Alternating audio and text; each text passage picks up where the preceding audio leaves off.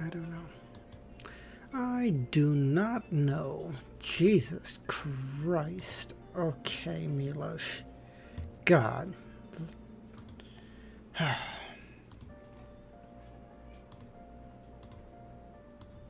Walter, how's it going, man? How you doing? Just external, internal.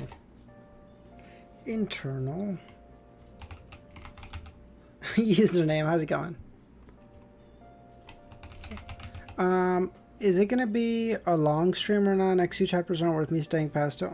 Kami, how about I just saw your message on the Discord. How about we do I'll do a short stream right now so that I can get set up for like a really cool long stream tomorrow, and then we can do a based long stream tomorrow before reacting to the episode. How about we do that? So you're good to go to bed right now. You're fine, and then tomorrow we'll do a really nice long stream, and it will be based. You guys keep swapping. Hi, Luvian. How's it going, man? In the next episode of Dragon Ball Z, yes. Oh, wait, wait, that would be... Man, I should really get a stream deck. That'd be cool.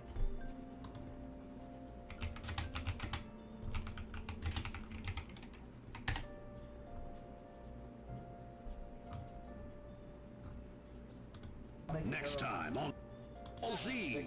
Next time on Dragon Ball Z. God, that sounds cool. God, that's so good. Easy said he'll do a 24-hour stream Saturday to catch up. He can do all he wants. Ramiro, I don't know. Okay. Short stream now, and then next long stream until episode react. Exactly. So, Ramiro, I was thinking we'll forego the morning stream tomorrow, and then we'll just do a long stream tomorrow, because we're going to have to do a long stream for that episode anyway, unless I just do like a short react stream at night. So there's two options, whichever works better. We can either do a long stream in the morning and then just pop online to react to the episode tomorrow night and then call that night.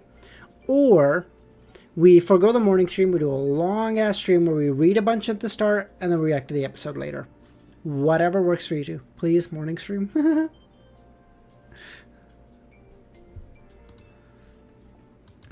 Please? Okay. Okay, let's just do a long morning stream then. Fine. Okay. Then I will schedule that right now. Bruh, I just wake up. I haven't watched your previous VOD yet. All good, Thunder. This is going to be a pretty short stream. It's probably going to be sub 2 hours probably. And then no stream for like 12 hours and then probably a long stream. Okay, so let me just schedule that right now then. Fuck it. Let me just schedule the long stream right now so that we have that set up.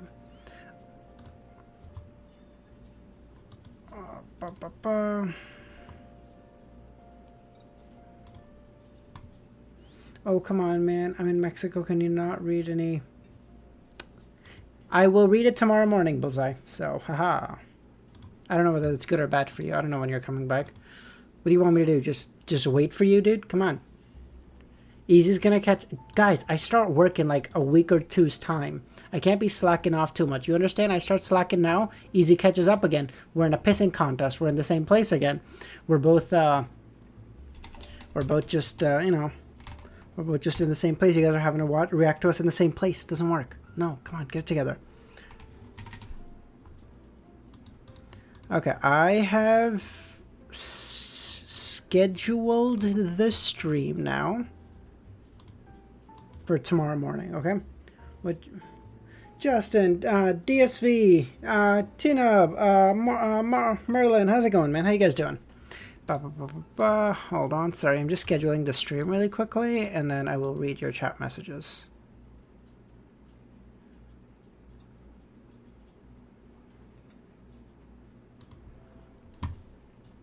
Okay, great.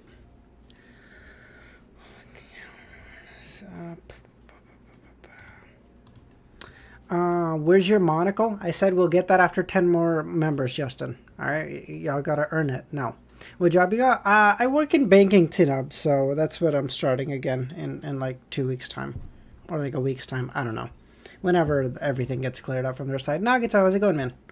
God damn, Justin, right away? I didn't even say anything.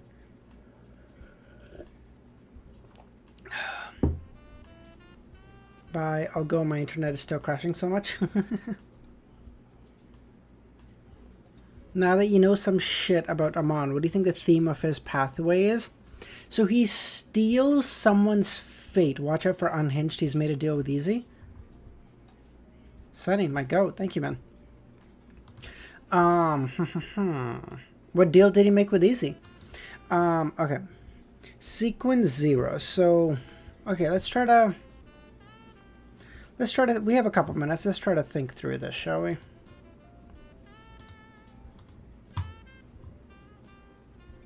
No deal? Okay. So he can steal someone's fate as a sequence 1. What can you steal as a demigod? So, like, so we go from, like, Dream Stealer to Life Stealer. But Life Stealer ain't great. Maybe, like, Okay. Life Stealer would be like Siphon. You'd be, like, siphoning someone's life force. Synonym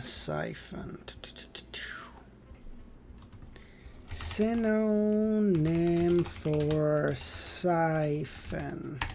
That is. Wait, is it spelled with an I or a Y? Interesting.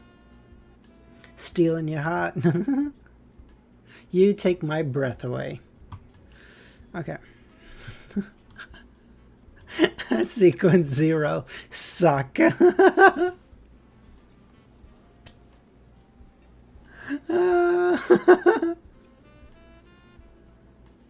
Yes, 100% that. Steal some bitches.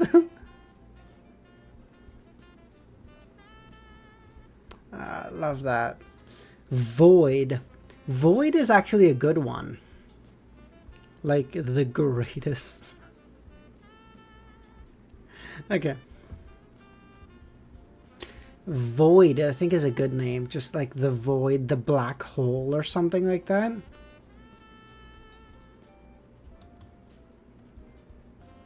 Void Abyss, yeah.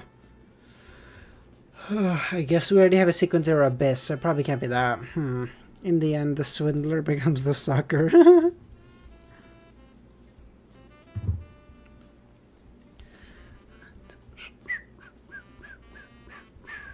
Could they steal your hair? It's too much. They could try. They'd get lost in it.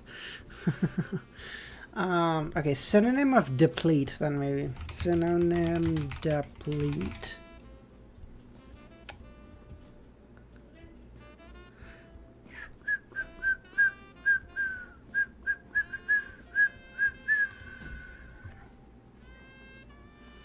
Okay, so consume, expend, drain.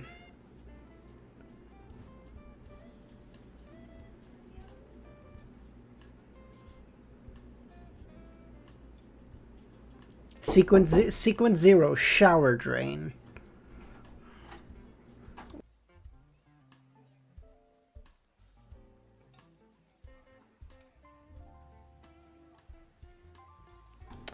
Oh, good. Is it possible to steal the baldness? Would I get hair back in that scenario? How does that work? We can talk about it. Maybe I can let you steal it. I don't know. Exhausted, drained, consumed. I don't know. Something about. I'm still leaning towards void for the moment. I'm gonna go with sequence 0, void.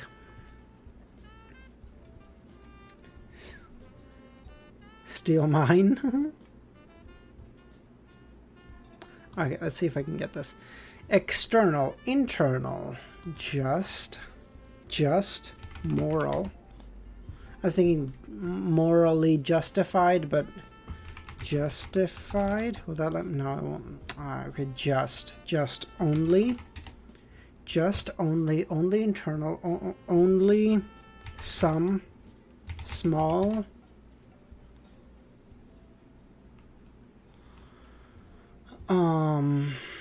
Internal, some, internal, some.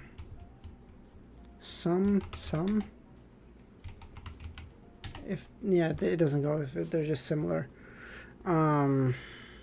Some, a lot, many, many, many, internal, internal, geo, internal, many, number, no. Do you think Marauder Sequence 0 was a title or a concept? I originally thought it was a title, but then the Fool ended up being a title, so Sequence 0 of thing, Marauder is probably a concept. So Void would work. Cluster? No. Many internal. Many, many, many internal. Internal, internal. Let's try to go from that way now to internal. Introspection. Fuck. Please follow my line in case it works. 1. Okay. Okay. 1 number internal. Do you pay for New York Times game? No, I do not, Walter. An internal number. Internal dialogue. Number internal number thoughts. I was thinking like numbered internal thoughts. I'm gonna go watch your VOD. Okay, no problem. All right, thanks for popping by, Thunder. I'll see you tomorrow morning, man.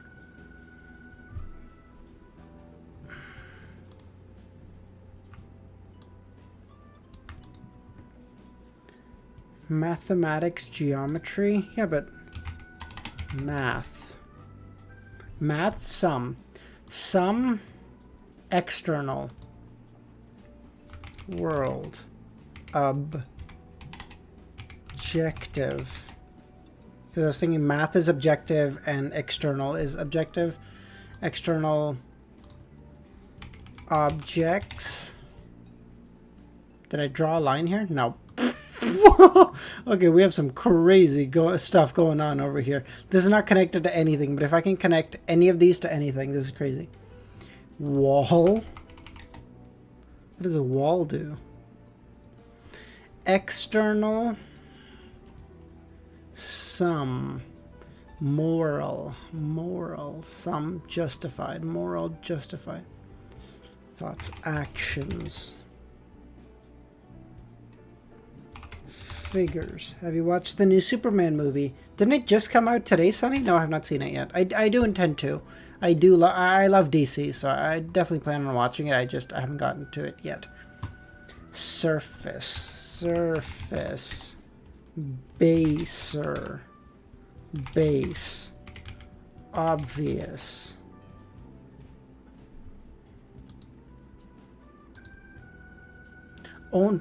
This is taking us in a whole nother level. Okay. Only, alone, lonely,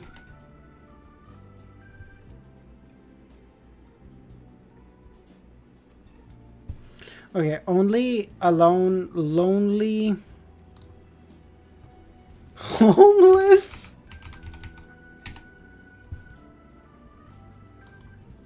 street, street, wall, external. I would think wall, object, external, no? Wall, okay, wall, someone please, something. Are the reviews good? Okay, I thought reviews were, I only watched like a couple minutes of Charlie's video or Moist Critical's video on it. And I thought the reviews were kind of mixed. Border? Did you go to wall from border? Okay, Trump ain't here, dog. Dude, what is this web?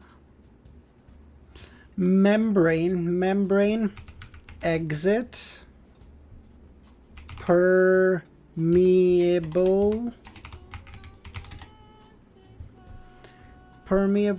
internal, external, exit,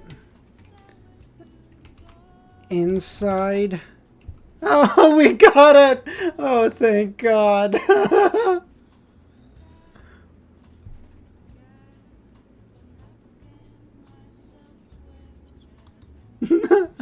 Oh, thank God. That was probably the worst showing we've ever had. Oh, that was depressingly bad. Okay.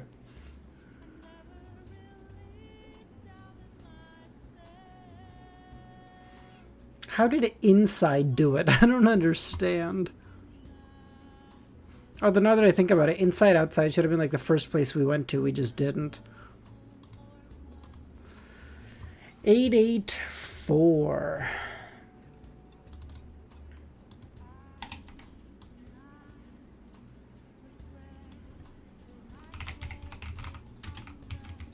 Destined encounter. Are we gonna meet Amon?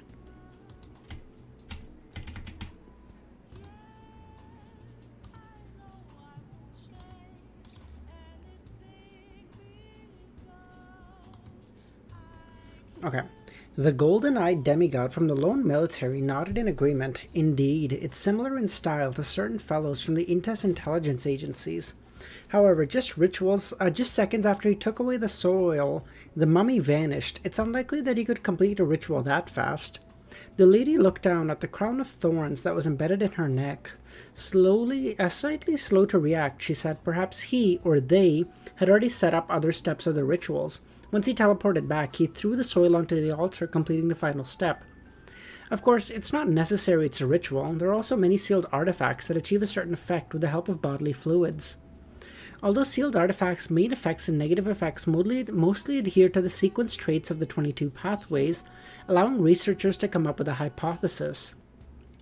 Just like everyone had different personalities, sealed artifacts were different.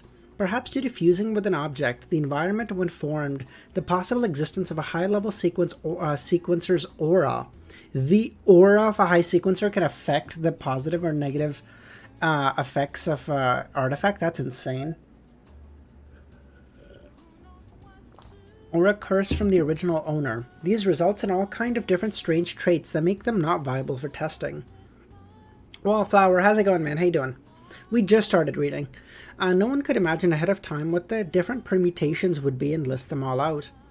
The demigod pulled out a chair and sat down. This is very difficult to investigate, so we can temporarily not consider it. However, you missed out on a direction of the investigation. Do you still remember that hurricane? It swept up the sarcophagus, causing the ritualistic items, which is also the bodily fluids, to leak out. It also caused the mummy to tumble out, enabling the condition of zombifying. In short, this established the main foundation for the subsequent developments, so it can be confirmed that this was done by the man or his helpers. Jesus Christ, Romero. The turbidness in the lady's eyes grew faint as she slowly removed the crown of thorns. Do you mean that, with the Church of Storm in control of the Sailor pathway and the high sequence formulas and the Beyonder characteristics, there won't be many Beyonders or mystical items that can use Hurricane? Thus, this is a clue we can follow? The demigod nodded. Oh, fuck. They're probably gonna... have the churches figured out that it was Gehrman that killed Mr. X? Is that known? No, that's not known yet, right? Oh, okay. Never mind. Also, I remember that not too long ago, there was a case in the East Borough. The Aurora orders Mr. X was assassinated at a gathering he convened himself. Lightning Storm and Hurricane were used then, too. This garnered a lot of attention from the Church of Storm, and they've been looking. To have two hurricane incidents happen in the same area in a short amount of time and not belong to official organizations can't be a coincidence. I believe it can be preliminarily determined that there's a connection. The group of the people who killed Mr. X and stole the mummy might be one and the same. We need to join forces with the Church of Storms. That's a good angle, the lady thought. Also, from their goals and motives, we can figure out certain things. People who want to use a mummy as a zombie wouldn't take such a high risk by attempting a theft. I suspect that to those people, the mummy is something that they attach additional importance to. Something that's key to a ritual, the demigods deliberated?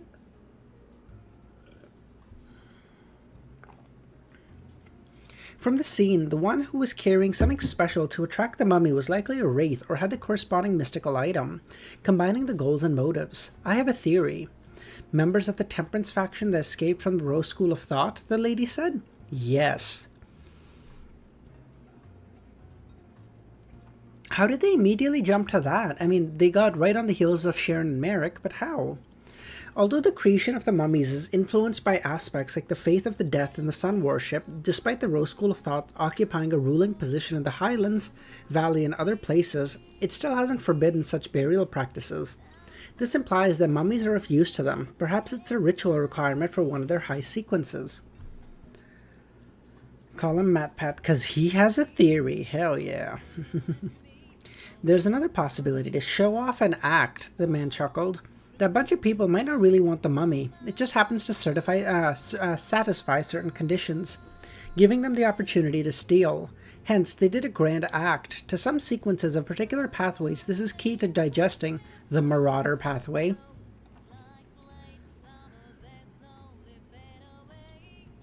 The other factions would have brought more back up.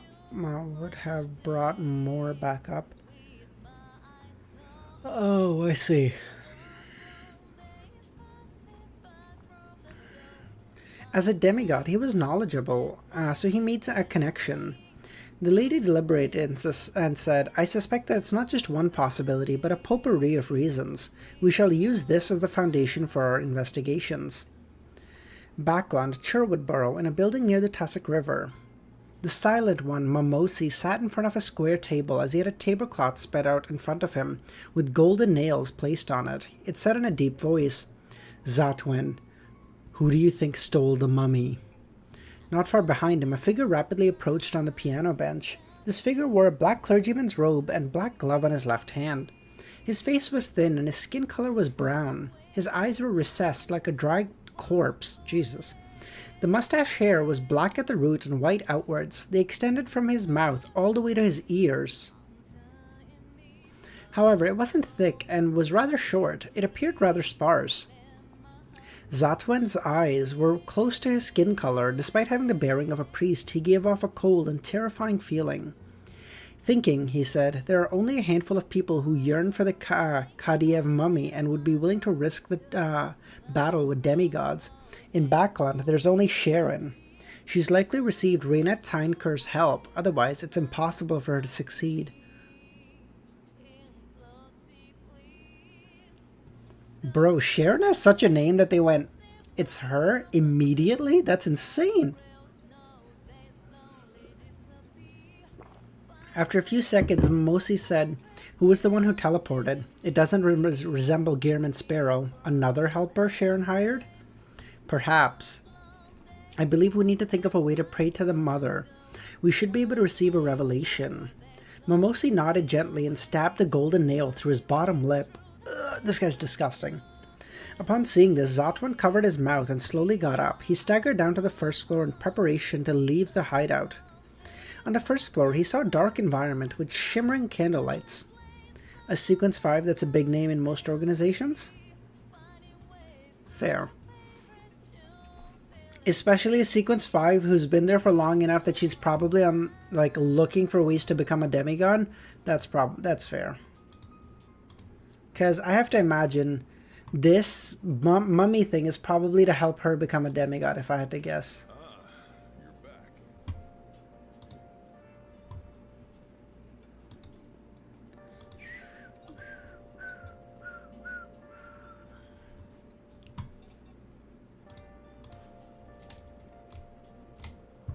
Like the 7 pirate admirals? Fair. Okay. The fragrance of food wafted from different directions, filling the air. The residential buildings in the nearby area were terraces. Facing the street on the first floor were shops. The contact point of the Rose School of Thought was in a restaurant which mainly served the southern continent cuisine. Klein also became a big shot. Yeah. Gearman makes sense to me. Gearman you would immediately think of. You'd be like, that guy's a fucking lunatic out of his mind. As he had suffered quite a serious injury on the operation, Zatwin didn't wish to maintain his state as an evil spirit. It was too great a burden on the injured him. Therefore, he changed into a black clergyman's robe as he hobbled down to the entrance. At this moment, a customer walked into the restaurant. The customer wore a black formal suit with black pants and leather shoes. He had a pair of black eyes and a thin face. Amon? He had a slightly broad forehead and wore a monocle on a very tall top hat. He casually glanced around as his gaze landed on Zatwin. Upon seeing the black glove Zatwin was wearing on his left hand, the ends of the customer's mouth curled slightly. He shook his head with a smile, seemingly a bit disappointed. Then he entered the restaurant, brushing past Zatwin, who had just stared back with a malfeasant look. Zatwin didn't pay too much attention as he walked out and reached the streets. Is Amon working with the Rose School of Thought? Bug, how's it going, man? Under the illumination of the street lamps, the night's cool breeze blew at him, causing the Rose School of Thought's demigod to tremble. Zatwin knew that this was the result of his spiritual perception being triggered. With his heart tightening, he immediately looked down at his hands. Surprising to realize that the black glove on his left hand was gone. As a demigod, Zatwin didn't know when the sealed artifact on his hand disappeared. Amon is walking by, he's like, I don't really need this, but I'm a little klepto, you know, sticky fingers and all that, so just a yoink. He quickly turned around and looked into the restaurant as the image of the man from before suddenly surfaced in his mind. Soon, he locked onto the target's aura and found that he was still inside the restaurant. The man had even called out to the waiter to bring him a menu. Zatwin had originally had thoughts of using Mirror Blink to possess the man, but for some unknown reason, his hands began shaking. In an indescribable manner, he believed that a terrifying and dangerous enemy hid in his surroundings. Dude, yeah, exactly, Romero. Like, as a demigod, the feeling you have internally is like, bro, I'm the shit. Like, you know, I'm walking down the street. Everyone better keep their fucking eyes down. Someone looks at me and just take their head off. I'm a lunatic, okay? I can do whatever I want. No one can touch, as long as I don't fuck with the 7 major churches, I'm basically golden. And this guy just for the fuck of it, steals your glove and then sits down in the restaurant to eat. Because he's like, the fuck are you gonna do about it, little guy? Oh, you'd be terrified. Just as this thought flashed through his mind, Zatwin subconsciously took a step to the side, walking to the end of the street as though nothing had happened. He was like, you know what, sir? You keep that glove. I wasn't that attached to it anyway. In an apartment in the Sherwood Borough, Forrest was reading the latest issue of Ladies' Aesthetic when she heard a key turn and the door open. Why are you so late today? She looked towards the door where Gio stood. When I was almost home, I saw a meetup mark from my 9. It was urgent. What happened this time? Forrest asked. A continuation of Mr. X's assassination.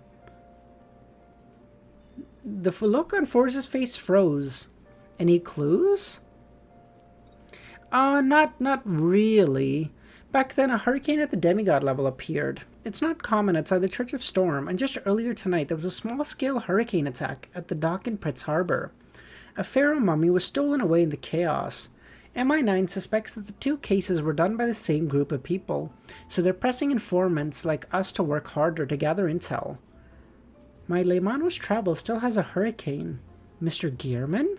Why is he stealing a mummy? Perhaps it was done by the Church of Storm, Forrest asked. Gio rolled her eyes and quickly walked into the kitchen. Early morning, at home, moments after Klein finished washing up, and before he could open the door to let Richardson in, he saw Miss Messenger's headless body walk out of the void. One of the heads was biting down on a rather thick envelope. Opening its mouth, a large pile of coins was spat out. I can finally repay my debt. I remember still owing you 3,413 gold pounds. You can take the last installment away. Meanwhile, he had a baffling feeling that a pile of gold looked familiar.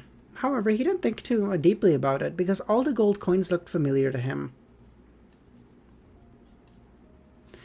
The pile of gold coins looks familiar to Klein. Now, it's just a minor line that probably wouldn't mean anything anywhere else, but in Lord of the Mysteries, I am paranoid. I have PTSD, okay? So let's try to analyze why does this coin stash look similar to Klein, or familiar?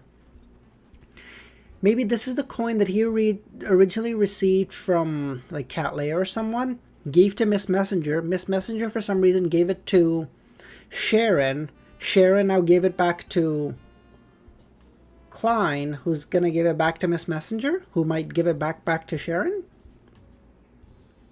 Why else would it look similar to him? 885, 2 letters. By the way, I don't know when I'm going to start work. My assumption is probably next the circle of money. That's just called circulation, Romero. That's how all money works. I'm gonna my assumption is I'm probably gonna start work next Monday, if I had to guess. I don't know, but that'd be my guess.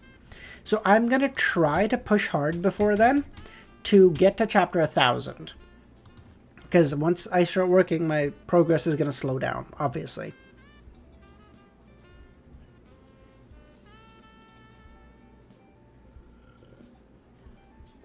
Upon hearing Klein's words, one of the 4 heads which Raynette held immediately said, "All right."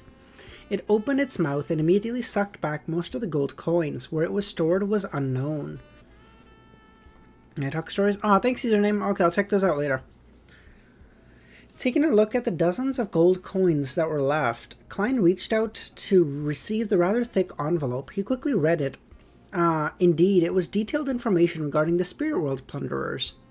After Miss Messenger returned to the Spirit World, he put away the gold coins, drew the curtains, and sat up under the morning sun, and seriously began reading the neat, tidy handwriting.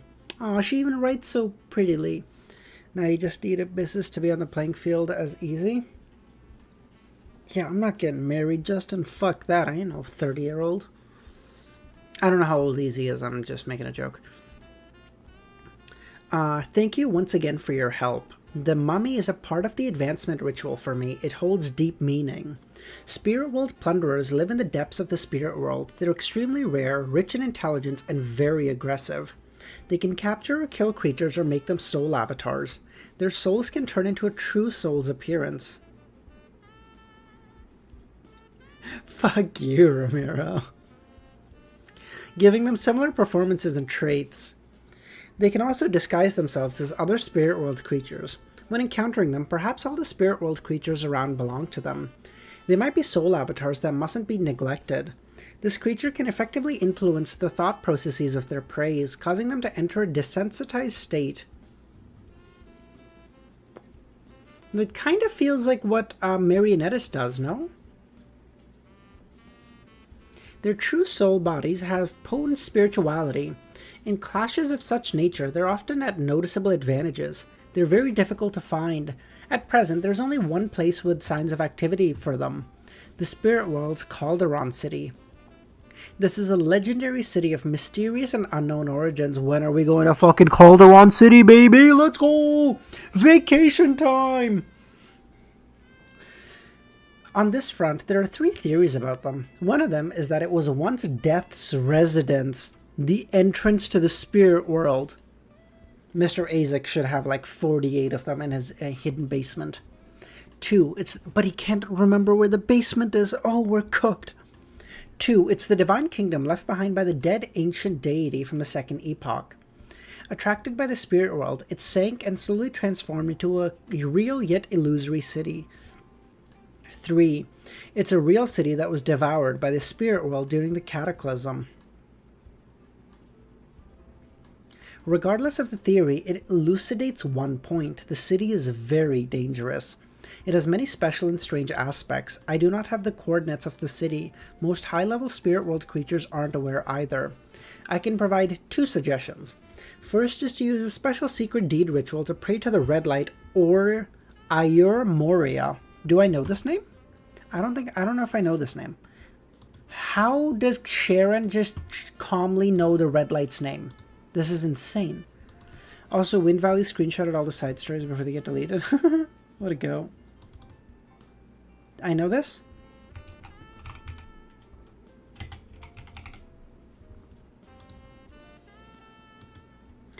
So Red Light, one of the 7 pure lights, is named Ayur Moria. Okay, I do know him. Okay, never mind.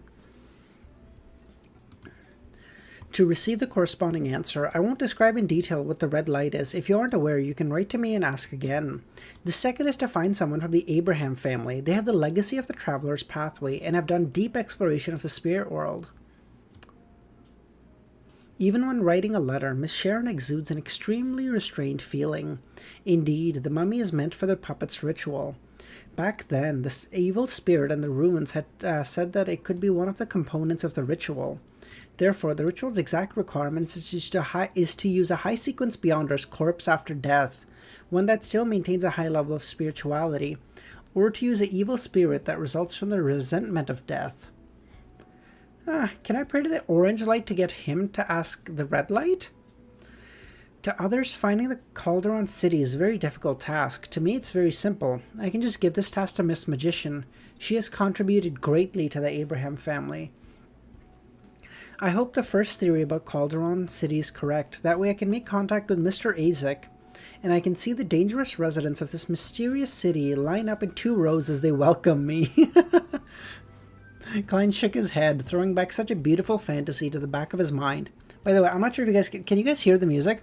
This is Persona 5 music, and I love this music.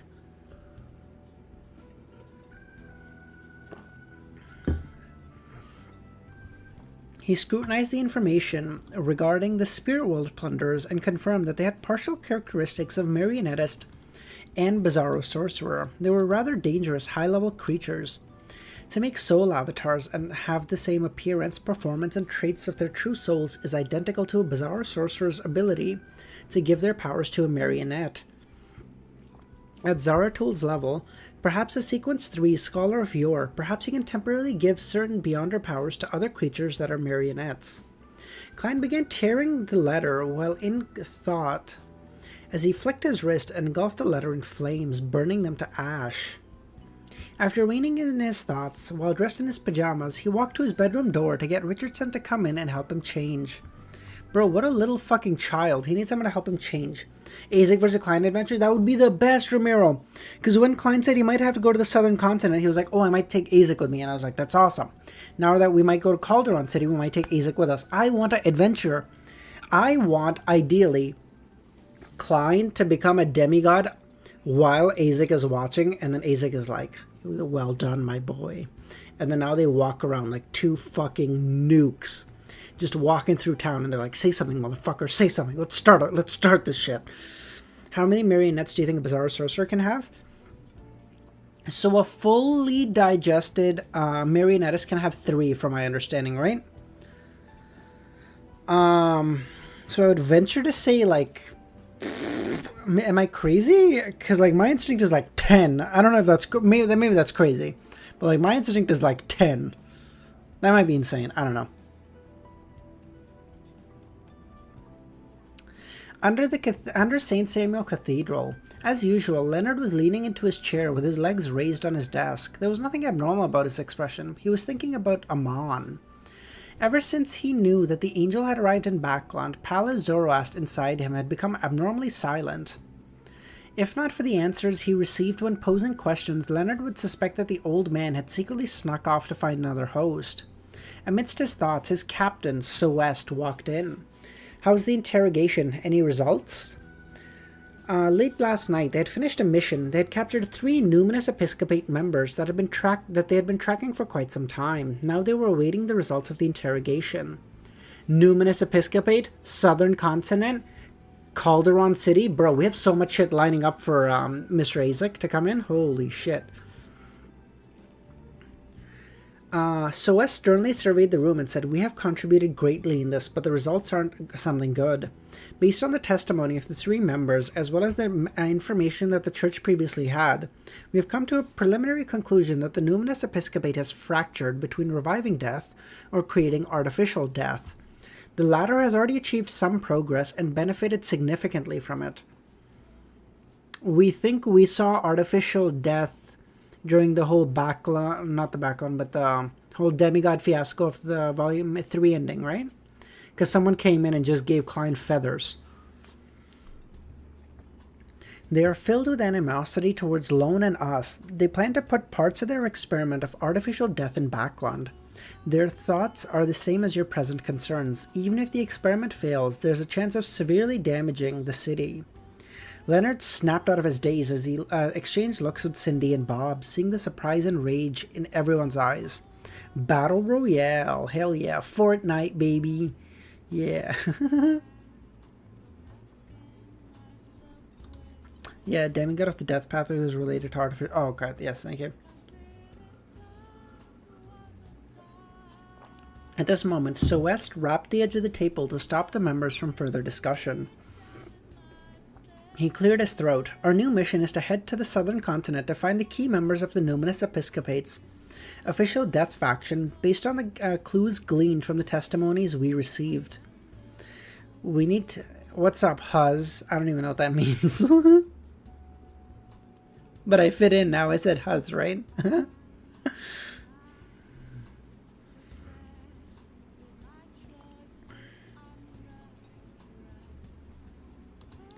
Number 1 is wallflower somehow.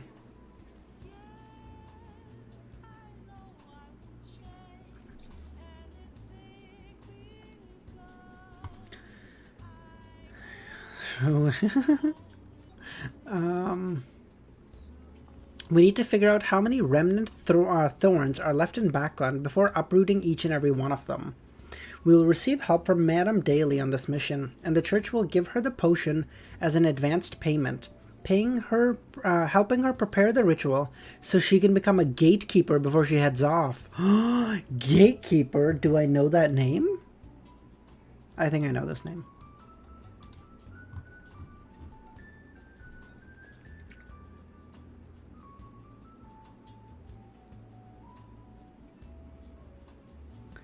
Daly's right now is sequence 6? Wait, Klein is right now a higher sequence than Daly? Hold on. That's cooked. In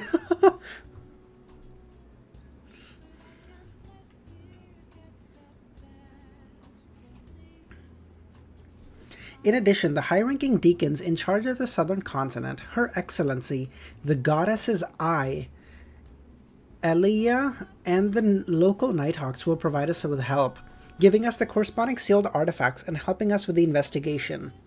We're going to the southern continent because Leonard's going to the southern continent. Baby, let's go. I really hope we're going to the southern continent. I want to hear more about this the Goddess's Eye, Elia. Elia Martel. Only Ramirez is going to get that joke in the audience, but all the same, I find it hilarious. Ladies and gentlemen, head back to rest for the day and prepare yourselves. We set off tomorrow night. Yes, Captain. Everyone stood up. Leonard stood up as well, but didn't say a word. The first thought that flashed through his mind is, I can use this opportunity to leave Backland and escape the threat of Amon. After returning to 7 Pinster Street... Who now? Damn, you just raised death flags with that one. After returning to 7 Pinster Street, he asked in a suppressed voice, Old man, problem solved. I believe a normal assignment for the Red Gloves won't garner the suspicion of Amon, right? The middle-aged voice replied slowly, No.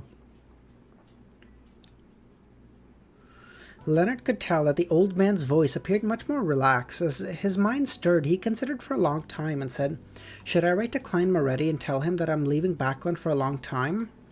After all, he was the one who warned us that Amon is here. Write it if you wish, the old man said. Leonard took out a piece of paper and picked up a fountain pen. He deliberated for a moment before writing, I have a mission that requires me to leave Backland. Looking at this short sentence, Leonard put down his pen and folded the letter. Soon he prepared the ritual to summon the messenger, lit a candle, and said in ancient Hermes, I summon in my name the spirit world that wanders about the unfounded, the friendly creature that can be subordinated, the messenger that belongs to Gehrman. The howling wind sounded in the room as it turned intense.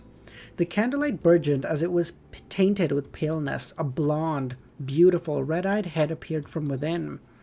Leonard pricked his eyebrows, but just as he was about to speak, he saw that what followed the head wasn't a complete neck, but a hand grabbing the hair. Renette Heinker, in her dark and complicated dress, quickly walked out. The 4 heads in her hand turned in unison to look at Leonard and say, You want to send a letter? Also, I love the... Oh, you love... Okay, shit. Okay, I don't know we had another Game of Thrones fan, Wallflower.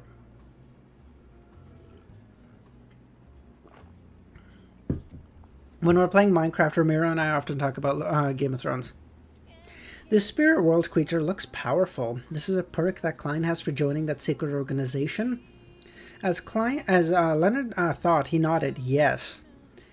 The forehead spoke one after another. You need to pay 1 gold coin. Gold coin? Messengers from the spirit world also collect money? That would make sense to me though, because it logically doesn't track in my mind why the fuck she would, why the fuck the spirit world creature would need money. But if she's using it to somehow pay her student for something, that would make sense to me.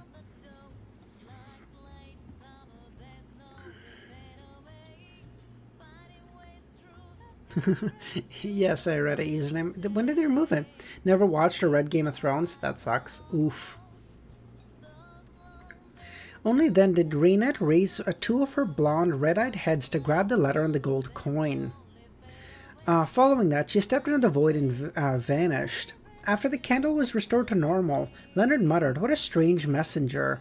Just as he said that, the slightly aged voice echoed in his mind. "It's best you do not speak negatively behind her back." Her? The old man referred to her as her? A messenger can be her? Leonard's eyes widened. Pallas coughed. "Her state is very strange, but not better than mine." In short, the organization that believes in the fool is more... When making contact or cooperating with Klein Moretti, it's best you be more careful. Game of Thrones lore is it's so good. No, just on the Twitter. Oh, okay, cool. After saying that, the parasite fell silent. He said her state is strange, but not better than mine. So maybe she's not dead yet. Maybe her body is recovering somewhere. And her spirit body is doing this shenaniganery. And she's paying money to her student to take care of her to help her recover her body. That would track. Leonard actually wants to use a mission to leave Backland so as to avoid the threat from Amon. This is an idea the grandpa came up with? That's so cowardly, Klein muttered. He seriously began considering the idea of using the arms deal as an excuse to leave Backland for some time. By the way, where should I leave it right now? I was thinking 890, but then I don't know if that's a good place, or like I should leave it at 889 or something. I don't know. If someone knows, please let me know. If not, we'll just go to 890.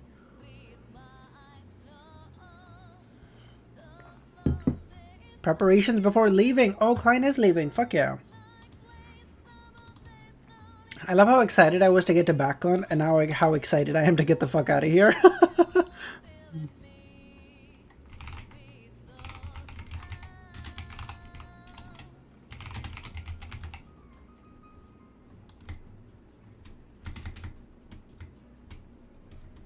So Klein is taking advantage of a crippled woman? Don't say it like you're above it, Justin. Don't say it like you're above it. You ain't that guy.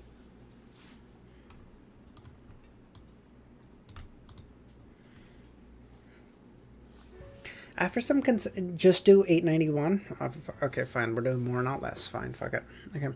After some consideration, Klein, who already had such a plan, cleared up his thoughts and decided on a plan of action. He flicked the piece of paper in his right hand, looking up for the soaring flames at Raynette.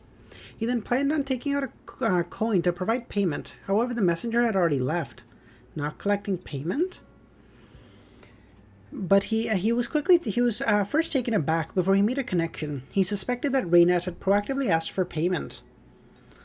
Perhaps Miss Messenger didn't say anything. She just stared at Leonard with those 8 eyes of hers, waiting for him to pay a coin. But this fellow didn't realize, trying to forcefully end the summoning, only to have his neck snapped. Klein hissed in alarm as he used the gold coin he had just taken out to do a divination. He received a result that Leonard was still alive. Arrives at Backland, sees Amon. You know what? Yeah, that's exactly what happened, Luvian. I was like, you know what? Maybe outside is just fine. He breathed a sigh of relief, put away the gold coin, and called out for Richardson. Yes, sir? How may I be of service? Please, bring the butler here, Klein instructed. Well, this is an acting requirement.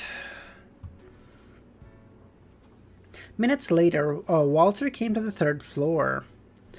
Klein said, "Go to the Member of Parliament Mock's place to inform him that I've prepared the first installment. Also, prepare a carriage. I will be heading to the Bursary Foundation in the morning and will return in the afternoon. If the Member of Parliament Mock doesn't have time for me in the afternoon, head to Dr. Aaron's place, saying that I will pay a visit in the afternoon." Klein had already taken out £10,000 from above the grey fog and stored it in a tiny leather briefcase. He was planning on waiting for the opportune moment to complete their preparation of the arms deal. And to air the cache of the grey fog smell, he deliberately teleported it to the sea, feeding creeping hunger in passing. He was afraid that Amon, who also knew of the grey fog's existence, would detect the special smell while being in the city. "All right, sir." Walter didn't ask for how his employer had gathered the first installment. If memory serves him right, Dwayne hadn't been to the bank recently. I was just thinking that. I was like, dude, don't you think they're wondering? They're like, bro, this motherfucker never goes to the bank. Where does he get? We clean his bedroom. Where's he keeping this money? Of course, this wasn't something to be bothered by. Often, foreigners, especially tycoons, would prepare briefcases filled with large sums of money. Yeah, but then you'd see the briefcases. 22 Phelps Street, the Bursary Foundation. Klein walked through the main door and went straight to the 2nd floor where he found the reception room. As an honorary director who occasionally participated in work, he didn't have an office here, but he could use the reception room. He clenched his right hand into a fist and held it to his mouth, like I often do. Deliberately coughing before stepping into the reception room. In there, he sat on a sofa. Feeding creeping hunger, just some pirate could have... I know, right? Some pirate's like, oh, what a lovely day, you know? We're finally off from the boat. Like, nice to be on solid ground again. Yoink! And you're dead. After a short wait, he stood up again and said to Richardson, who was waiting beside him, "I'll first head to the washroom." After buttoning his coat, Klein stepped out of the room and just happened to meet Audrey walking out of the office. "Good morning, Miss Audrey." Klein wore a look of pleasant surprise, as though it was a chance encounter. "Good morning, Mr. Dantis." She wanted to cheerfully say long time no see to snide at him for not being at the Bursary Foundation ever. But considering how their relationship was that of an acquaintance, she held back. "Honorary director, a jobless bum that gets paid?" Wrong. Honorary director, jobless bum that does not get paid.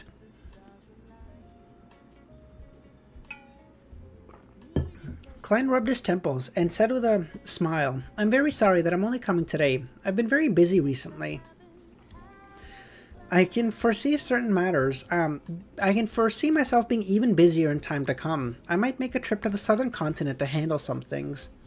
The reason why he came was to inform Miss Justice that he was leaving Backland for some time, to express his sincerity, hoping that this noble lady could help him watch the Foundation.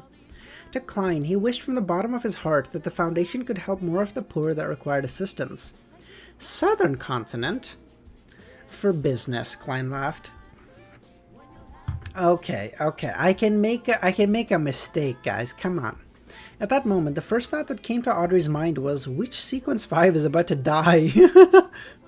A lot of them. Audrey, by the time I come back, I'm not just going to be killing Sequence 5ers. I'm going to be killing demigods, okay? I'm going to be a demigod myself. At that, Klein added, "It's a partnership with the military for some necessities." What's the meaning of this? Dwayne's identity is being used to probe intel from the military? Audrey was enlightened as she raised her right hand to gesture in a clockwise fashion. She said, "May the goddess bless you so that everything goes smoothly." This is probably closer to a curse. Right. Will Gehrman be angry? No, he's actually a deep, kind-hearted fellow deep down. And I did it without any malicious intent. The one who returns from the southern continent will probably be another blessed playing Dwayne, right? Will it be a demigod? That's so cool. That's such a tiny piece of reference, but like, in her mind, Gehrman is leaving. Another blessed is gonna come as Dwayne, who's gonna be a demigod, which is of course foreseeing that by the time Klein comes back to Backland, he's gonna be a demigod. Such clever writing. Bravo. Klein gave an exasperated smile as he drew the crimson moon on his chest. May the goddess bless us all, and that she doesn't smite us with divine punishment, he added. Have you been going to the schools to do some promotions lately, he asked. Yes. When this was mentioned, Audrey's expression seemed to radiate. She was proud and happy that she had done something substantial. After visiting a few public primary schools, I found many of the children very pitiful. To save money, they bring their own rye bread for lunch, matching it with a cup of water.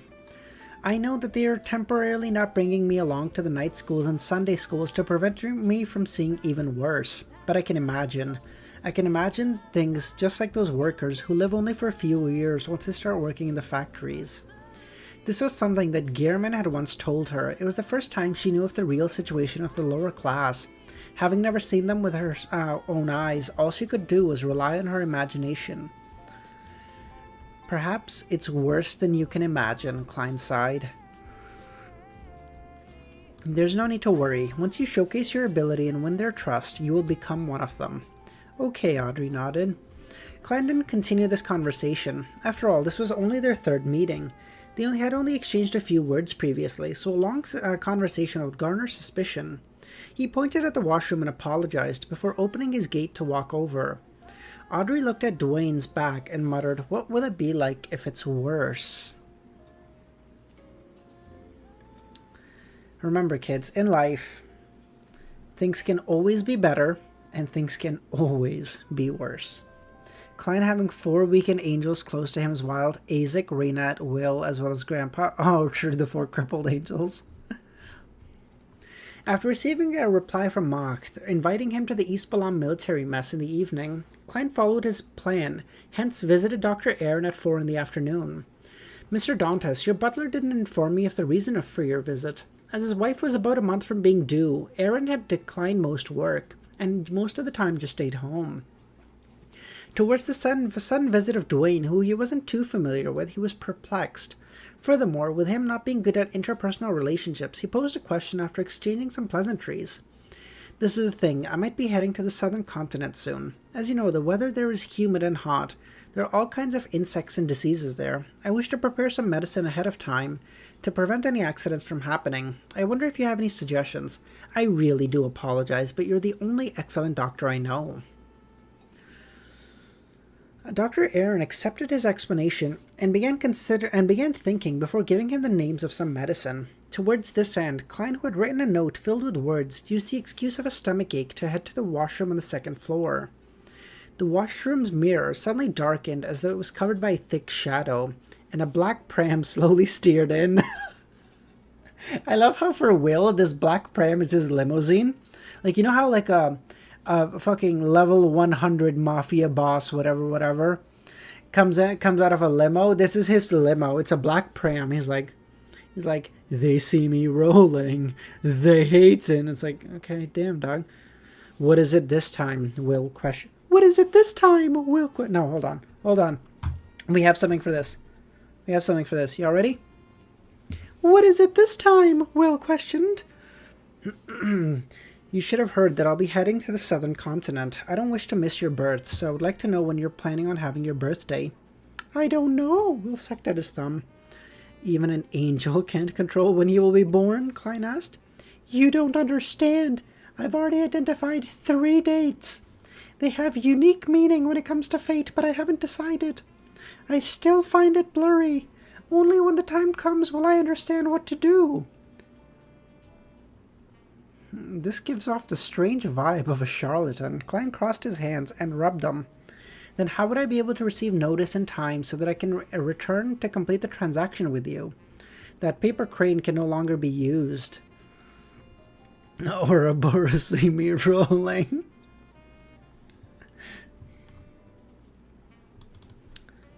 Steamboat Willie, we have him on deck, boys. I have him on deck for when I'm doing the silly voices. Don't you worry about it.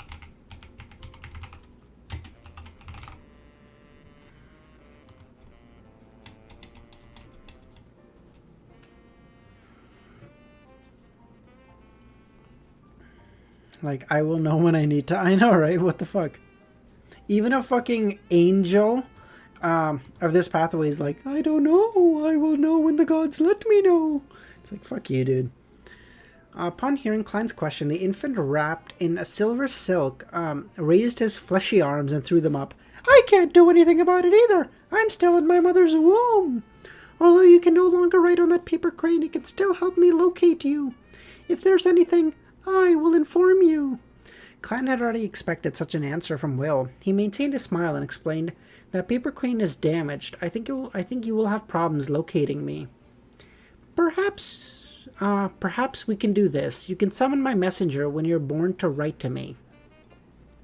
He wasn't too worried that Will's birth would result in anything abnormal, causing the Snake of Fate to have to change locations while in a baby's body.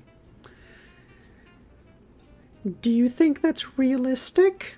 Not only are you getting a newborn to write to you, he still needs to hold a ritual and summon a messenger. But you're a Snake of Fate.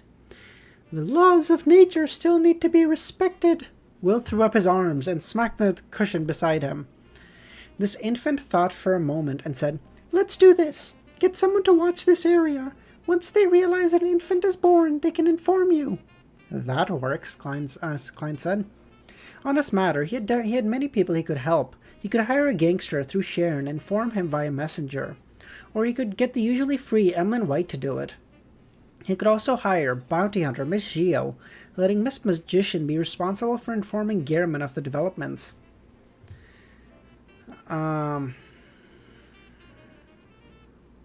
He could also get Erdis to take note of the surroundings and report to him. However, that fellow Emlyn's nose is very sharp. I wonder if he will smell the placenta blood and be able to verify what it truly is. If that's the case, it might result in him suffering the impact of seeing a mythical creature. His intelligence will drop and he will turn mentally unsound to the point of having his body mutating. Emlyn can't stand to lose IQ points. You don't understand. Emlyn is on the verge, okay? He is he is on the verge. Klein hurriedly asked before Will's pram retreated into the shadows, I have a teacher who I haven't been in contact with for a while. Can you help me read his fate? His name is Isaac Eggers. As Mr. Isaac hadn't replied for a while, Klein couldn't help but worry. Back when he used the copper whistle to do a divination above the grey fog, all he saw was a silent and deep darkness. He heard a dragging sound and distant breathing. Will sucked at his thumb. He's in a state of metamorphosis. It might be good. It also might be bad. That's all that can be seen because that teacher of yours has something special on him.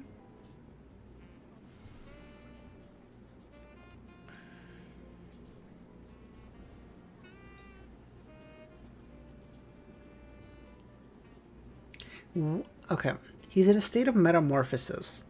I'm gonna assume Isaac is probably like lying down in his coffin or whatever the fuck he does to try to get some memories back, okay? But what does he have unique? Put a monocle over Mickey? I think we're done now, so it doesn't really matter. It's all good. What would he have that's special? Maybe he, Isaac has the uniqueness of the death pathway on him. Again, I don't even know what the fuck a uniqueness is. I'm just making shit up at this point. Anything that I don't understand, uniqueness, okay? So maybe he has the uniqueness on him. Something special, something derived from the death's godhood, metamorphosis, likely referring to Mr. Isaac's recovery of more memories. So he's in a slumber to recover his strength. Klein thought as he bowed, "Thank you for your answer." I mean, actually, dude, uniqueness is like multiplying by 0 in math. Do you guys ever have that? Like in like high level math class, the questions would always be like, prove that left side equals to our right side. If you couldn't find an answer, my end goal was always just like, okay, listen, like I've tried everything and I can't fucking get this to reduce to equals. And like I'm running out of time, just do times 0 times 0, and then you just call it a night, and you're like, fuck it.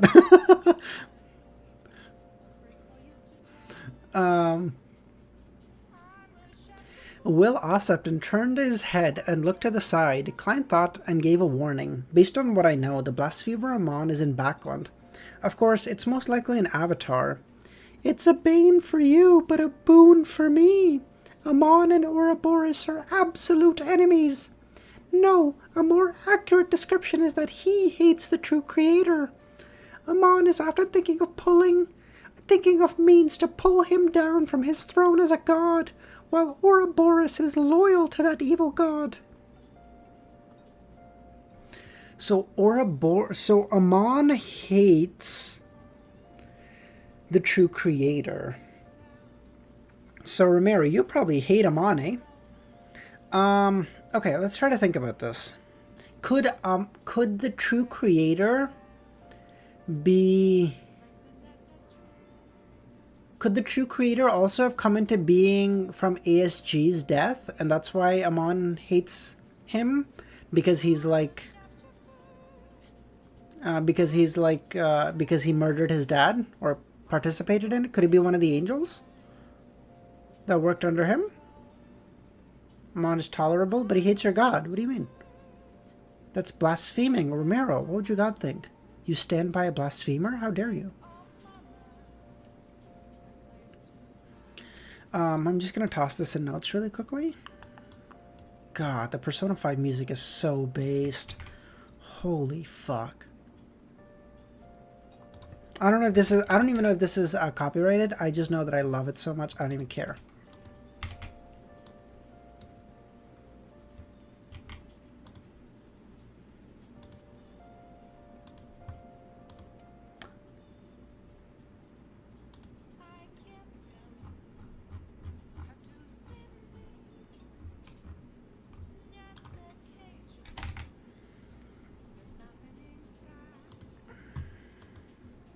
Romero's dilemma. Your feeble Mushoku Tensei loving mind can't comprehend me. My guy said I'm a higher existence. After saying that, the black pram retreated into the shadows as everything returned to normal. Oh, I gotta get rid of Willie then. We're gone. Amon hates the true creator. I'm increasingly convinced that the true creator was one of the participants in the sharing of the ASG. He is the black infant in the middle of the storm angel. Maybe. Klein heaved a sigh of relief. He took 2 steps forward, turned on the tap, and washed his hands. In the evening, in the veterans' mess, Klein didn't immediately meet the long-faced colonel. He placed his briefcase with £10,000 into a heavy safety deposit box. He then followed Max to have a buffet meal at the club. The dishes here mainly serve the southern continent cuisine. There's a cream bread made from tapioca flour, ice cream dripped in berry juice of a lilac tree, assorted seafoods. Compared to other places, the ingredients here were rather high-end. The flavors were also authentic in the southern continent style, leaving Klein rather satisfied. If not for his need to maintain his image, he felt that eating a mouthful of seared roasted meat and having a mouthful of ice cream would be excellent. Indeed, I prefer food that has a stronger flavor. The things that satisfied me most today was the aperitif. If Member of Parliament Macht hadn't mentioned it in passing, I would have thought it was a lightly flavored fruit juice. The pale gold liquid with 2 lemons soaked in it and a few pieces of ice that make it sweet but a little sour. There's no alcoholic taste to it, but it is refreshing. At this moment, Macht returned to the washroom. He bent down and whispered to Dwayne's ear. Same room as before. All right. Klein got up, went to the room with a safety deposit box, took out the briefcase with £10,000 before heading to the activity room where he had previously met the colonel. Calvin, with his long face, was already waiting inside. When he caught sight of the briefcase in Dwayne's hand, he got up with a smile. You really are a gentleman of action. I appreciate such attitudes when handling matters. As he spoke, he extended his right hand and shook Dwayne's hand. As a merchant, if one isn't decisive and fast when facing opportunity, that means they aren't suitable. Calvin sat down, opened the briefcase in front of Dwayne. He roughly counted the neat stacks of cash. He quickly completed the confirmation check, closed the briefcase, and looked up at Dwayne. What other thoughts do you have regarding the exact details of the transaction? I'm planning on heading to the southern continent soon, to West Balam. I have some matters that aren't convenient to do while bringing plenty of firearms. And to make the transaction go smoothly, some advanced preparation is needed. I have to put enough importance on this matter. It is worth tens of thousands of pounds. I'm thinking of first heading to West Balam to contact clients who have such needs and to clear up any obvious obstacles. At an agreed upon time, I'll contact you via telegraph and head to East Balam's border to retrieve the goods. Calvin pondered for a moment and said, "You can send me a telegram after the 20th of June. I'll give you the details later. In short, once I receive the telegram, I'll inform the officers and get them to pass the countersign and password to the designated personnel for them to head to the warehouse. Will you need any auxiliary personnel for protection during this time? When are you planning on leaving?" "I only wish to find a place to hide in West Balam where there's no school of thought, where there's no Rose school of thought. The rest can be left to Danitz." "I want to leave today, but that'll be suspicious." "There's no need for any security for the time being. In certain places in the southern continent, having auxiliary personnel is the main cause for conflict. I have plenty of friends down there. Without bringing anything of value, my safety can be guaranteed. As for when I'm leaving, the answer is as soon as possible. I'll send someone to receive you after dinner tomorrow. The military will have an airship that needs to send goods and personnel to the Desi Bay, and it's just a short distance to the southern continent via ship from there. If everything goes smoothly, it'll just take 2 or 3 days. Even if there's a storm requiring a detour, it'll take no more than a week." "Thank you." Klein stood up and bowed. From his point of view, leaving a Backland with the military was safe enough. He wouldn't be made a target of suspicion.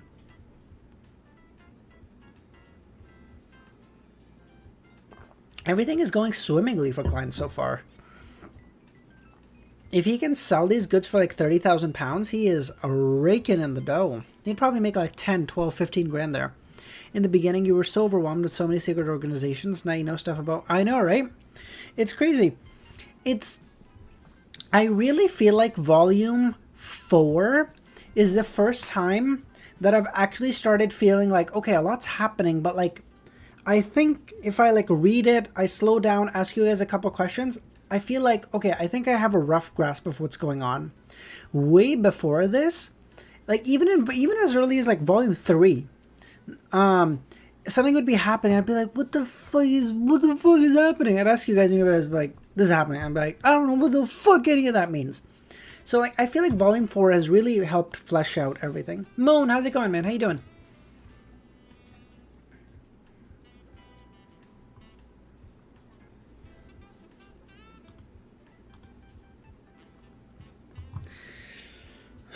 After discussing some details, Klein got up and bade farewell in preparation to leave. In the foyer, besides the dining table, there was a group of nearly 10 military or casually dressed men holding a cup of wine as they chatted. Klein swept his gaze over and found a familiar figure. The man was more than 1.85 meters tall, but less than 1.9. It was the demigod that met crazy Captain Connors that night. He was the demigod suspected to be working for the particular faction of the royal family, one who was supervising the human trafficking.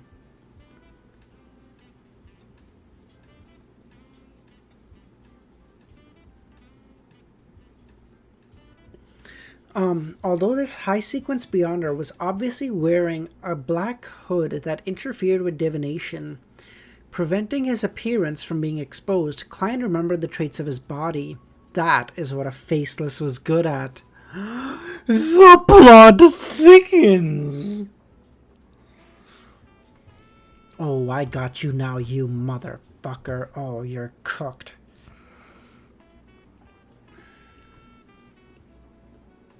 After this chapter, we're going to have to take a small break. I have to go make some more coffee. My coffee's all done. I drink tea way slower because it's disgusting, so I don't want to drink much of it. Coffee I actually like drinking, so I can drink more of it. Oh, rating of Volume 4 so far. This is my favorite one. So it's literally my favorite one. If Klein becomes a demigod in Volume 4, it becomes my favorite one.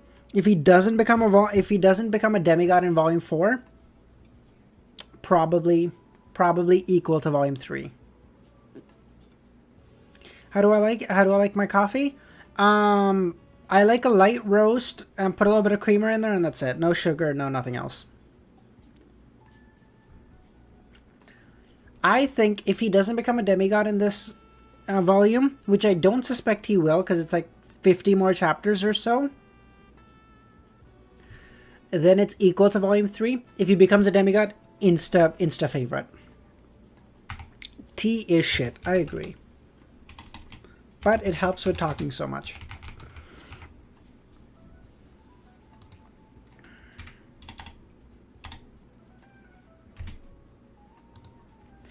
For a second, Klein's act of casually sweeping his gaze paused on that figure. He immediately sensed the abnormality in his reaction, since a demigod's spiritual perception wouldn't fail to notice it. His muscles tensed up as his mind raced. He didn't immediately move his gaze as he continued looking at the demigod suspected to be of the Black Emperor pathway. He smiled at Macht and said, "This place really isn't just for veterans." This sounded like a result of careful observation, but it was nothing but meaningless chatter. Macht chuckled. Any club will exceed its original restrictions when it further develops. Coffee sounds so much more pretentious than tea somehow? How? What do you mean? I don't think I agree with that at all. I think tea sounds more pretentious. But you're English. So I think we would so it makes sense we would disagree on that. His answer didn't seem to offer anything, but on careful consideration it seemed to imply something. At this moment, the broad-shoulders, long-armed gentleman in a black suit who had naturally turned his head looked at the two men and noticed that the tycoon who had donated 15,000 pounds was looking at him and his companions. This made him feel that his look of surprise was more of a natural reaction. Then he retracted his gaze and continued his conversation. At that moment, Klein's back was covered in a layer of cold sweat. Although he had, in a way, faced the demigod before and even fought with him, to have such a close encounter in such a small place, with danger happening in a split second, this was a first, and more importantly, he was far from prepared to face a demigod. Not only did he lack a marionette, all he had on him was Death Knell, Azek's whistle, and the adventurer's harmonica. The Sea God scepter was impossible to bring on his person. Furthermore, the usage of it had strict environmental limitations, or it would result in massive damage. If he kept Roselle's travel on him for too long, he might end up being pulled into the Brook world. When that happens, it would become troublesome to exit it. Creeping Hunger was still lacking a seal, so it needed to be fed every day. I love how Klein is going through his 800 fucking items, and he's like, can't use it, can't use it, can't use it, can't use it, can't. He's like, fuck, dude, holy shit. Unless necessary, it was impossible to take a Creeping Hunger out ahead of time. The Fate Siphon charm made from a worm of time, so it was unknown if it would attract Amon. Unless he could use it very quickly, Klein lacked the courage to bring it. If the demigod who was suspected to be of the Black Emperor pathway discovered something wrong with him, there's only one optimal solution: to blow the harmonica, summon Miss Messenger, and get her help to escape Backland. He had never thought of letting Raynette engage in a direct battle while he held Death Knell from the side to find an opportunity to fire. This was Backland, the home ground of Beyonders. With Miss Messenger's unique appearance, that man could easily pin a crime on her, and what awaited Klein was a joint attack on him. How harrowing. Klein moved his gaze away in a manner that adhered to logic. Using the clown's ability to control his legs, he walked to the door normally. He didn't ask Macht who those people were, to appear uninterested. However, that person turning to look at him had exposed his appearance to Klein. He had a thick, uneasy black brow with a short and hard crew cut of the same color. He had dark blue eyes and a high nose bridge with a bushy moustache. Tea sounds like it should be, but then you hear someone talk about coffee.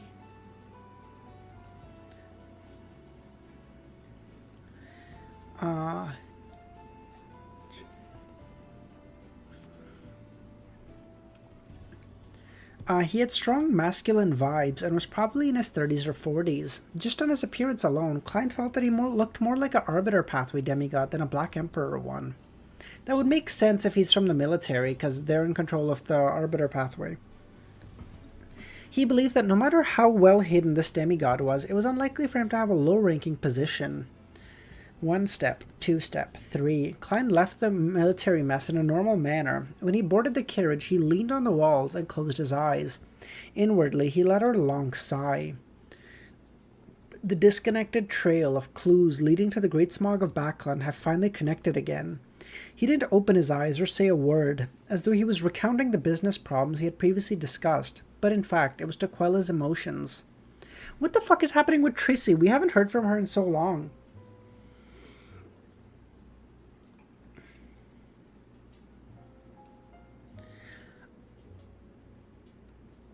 Due to his previous encounter, Klein didn't have the capacity to be bothered, and had pretended not to notice his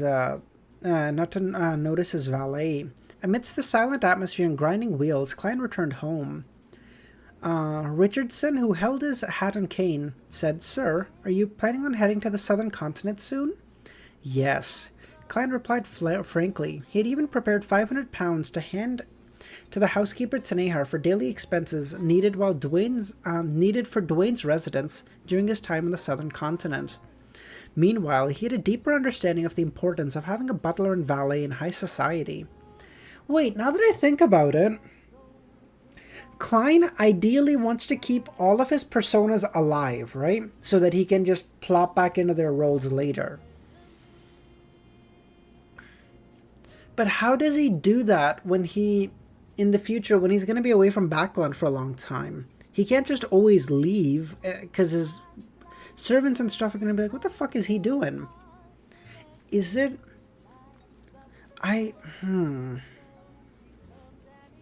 Is it possible for Klein to, like...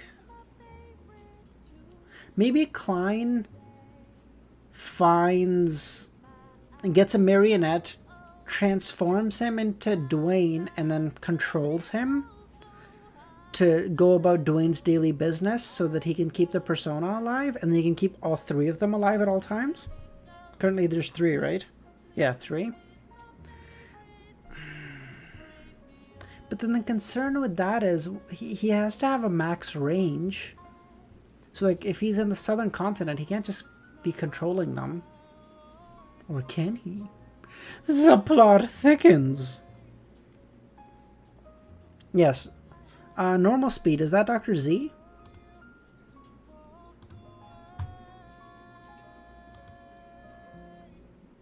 I don't think so. If you're not, I don't think I've seen you before. How you doing, man? If you are, then how's it going? Everyone is Dr. Z. You're Dr. Z. I'm Dr. Z. Everyone's Dr. Z. It's crazy. That ain't Charizard.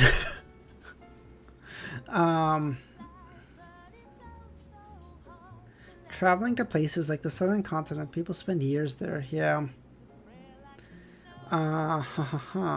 There were many things that a master couldn't keep from his butler and valet. Therefore, any conflict in faith and political inclinations necessitated a change. Richardson hesitated and said, "Sir, oh, by the way, that reminds me, fuck, I had a theory about Amon while I was on the toilet later. Remind me, we will talk about it after I'm done reading. Fuck." Richardson hesitated and said, "Sir, I was born in the southern continent and am fluent in Deutonese. I'm very familiar with the various local traditions. I can be of help."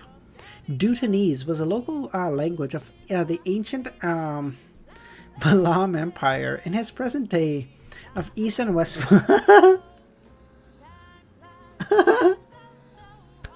God, you guys got jokes, bro. Theorizing on the divine kingdom. Bro shitting theories. Amon toilet theory. Call that ATT. Call that AT&T, bro. Okay. Klein felt lucky in regards to this because the ancient Balaam was once unified with a true god existing in it. Therefore, although different states had different accents, they all used Deutonese. If I were to encounter dozens or more than 100 dialects or languages, it'd be a headache. However, Dutneys and Ancient Faceac don't belong to the same system. I can't easily grasp the various branches by learning the letters. Old Anderson seemed to be fluent in Dutneys. He never seemed to mention about having any problems communicating in West Balam. Yes, username. Oh, I love this. Oh, I love this Persona 5 song. Fuck. Sorry, I'm going to turn this up a little bit.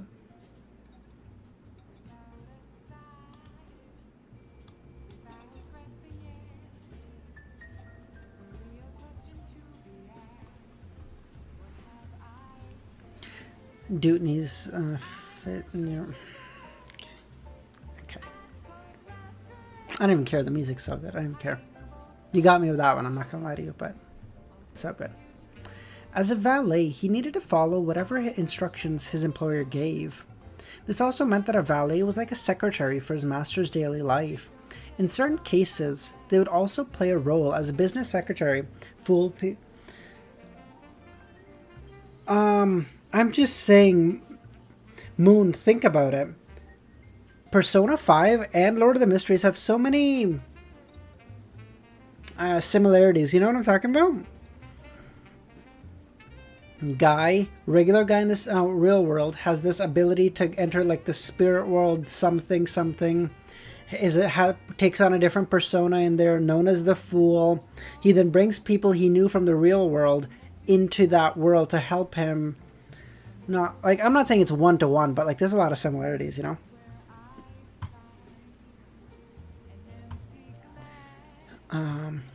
Clearly, Richardson enjoyed his life in Backland and everything it had to offer. He didn't wish to return to the southern continent. Therefore, when he got into the carriage, he'd had to mention his traits but was unable to voice it out. He wished that Dwayne could figure out a better candidate. Klein thought for a moment before saying, "I can tell that you don't like that continent. Why are you telling me this?" You gave me a chance to mature. I believe I can help you." Very simple feelings of gratitude. If you hadn't said so, no one would know that you knew Dutneys. After all, you were born and raised in the East Balam colony manor.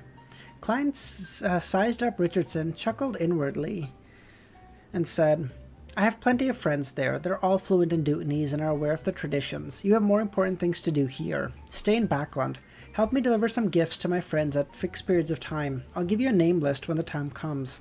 Also, read more papers and take note of investment opportunities, and also perform on-the-ground checks. Give me the reports. I will get Ma'am Taneha to prepare some funds for this." "Yes, sir. I will work hard." He felt that he was being put in an important position. His eyes blurred up. From the moment he was born, this was the first time he felt hope for the future.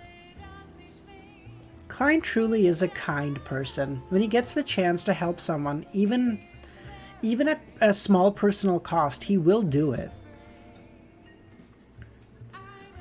After dismissing Richardson, Klein took a comfortable bath. He then wore his pajamas and returned to the bedroom.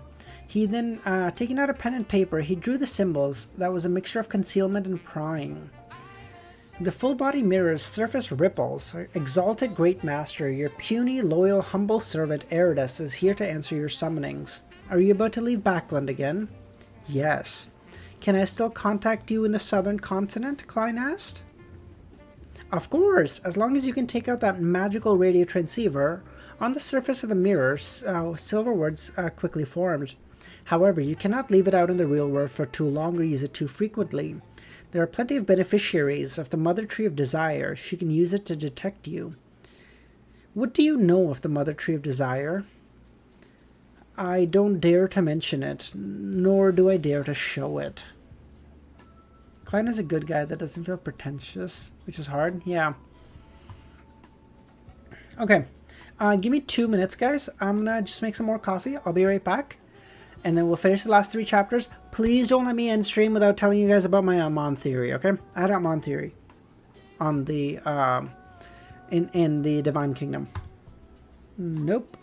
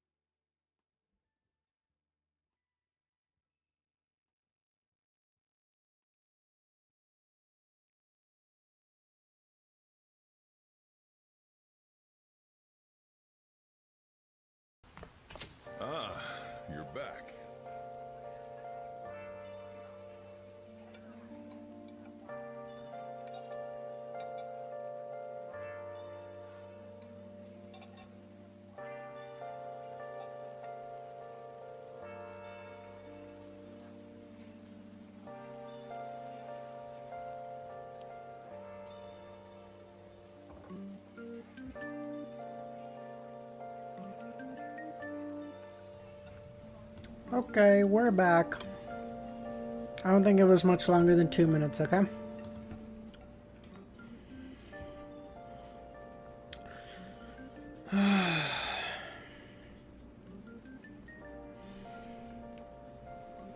Uma Masume. I don't know what that is, guy. How you doing, man? 2 million years? Fuck you. Oh, yeah, that's some proper fucking coffee, yeah? Okay. 889. Warning to everyone. Wow, I really need to go get my hair cut and my beard taken care of. This is crazy. Holy shit.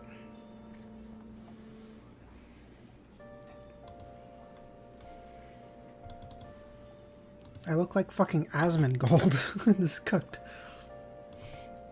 I mean, my room isn't as much of a fucking... My room isn't as much of a fucking dirty, disgusting mess, but... Okay, let's go. Don't dare to mention it or show it. At least for Eridus and the Mother Tree of Desire. At least for Eridus, the Mother Tree of Desire is definitely stronger than Sequence 1 Zaratul. No, even stronger than the Monster Pathway's uniqueness, Die of Probability. There should be a way to circumvent the restriction to get Eridus to display the information, such as bringing it above the Grey Fog. How is that possible? That won't happen unless I'm already an angel and in complete control of the mysterious space. Klein moved his eyes and said, "It's your turn to ask. Great Master, what other instructions do you have for me? After I leave Backland, take note of Dr. Aaron Ceres' family. Once the wife gives birth, remember to mention it to me when I summon you." "All right, Master."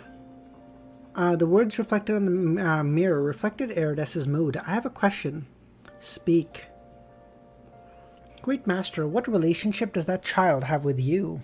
It seemed to be puzzled why a supreme ruler above the Grey Fog would pay so much attention to a yet-to-be-born infant. "Friends," Klein answered in enlightenment. "I've already said that it's the yet-to-be-born child of Dr. Aaron Ceres, yet Eridus fails to notice anything special about Will. When it comes to hiding his fate and special traits, the Snake of Fate is far better than the angels of other sequences. However, the magic mirror is able to accurately give me the time when the Tail Devourer or Ouroboros would leave Backland. It's likely that Will's reboot makes it difficult for high-level existences to notice anything. About being Will's godfather, it was just a casual thought. He didn't have much confidence about that or dare to force it, afraid that he would annoy the Snake of Fate. Only friends. Eridus revealed an inexplicable sense of disappointment in its words. "Great Master, you can ask a question. Do you know who the person I met in the East Balam military veterans mess is? If you aren't sure who I'm referring to, I can draw him for you." In the deep, dark mirror, aqueous light produced a cold and bearded man with blue eyes, none other than the demigod Klein suspected to be of the Black Emperor pathway. He's Brigadier General Konos Kilgore. Bro, I feel like the last name Kilgore is like synonymous with evil. Like, you know, like you're a child, you get born a Kilgore, and it's like, immediately, it's like Bond villain.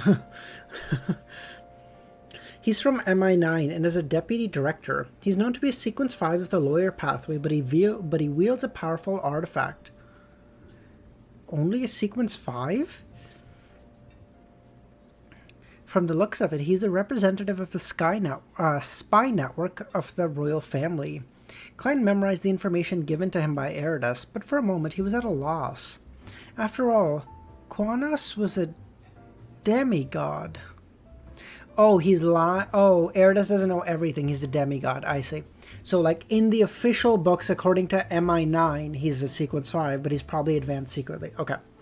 And be it spying or sounding him out, it would easily put him in alert status regardless of whether he did it himself or commissioned someone else to. The only reliable idea he had was to rely on Miss Justice to do some information gathering. Not only was her standing high, she also had the social connections to obtain information.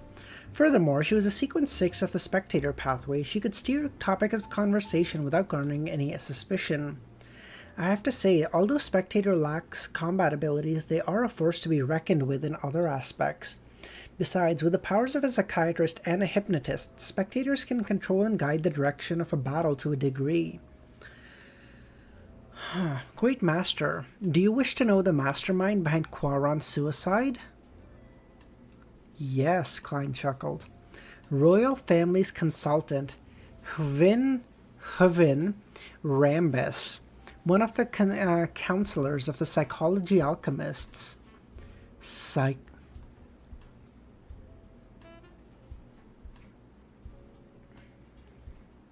Who is fucking involved in the royal family?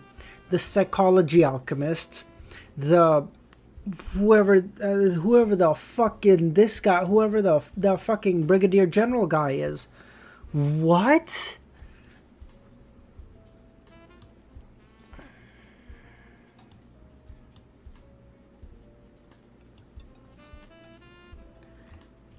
How?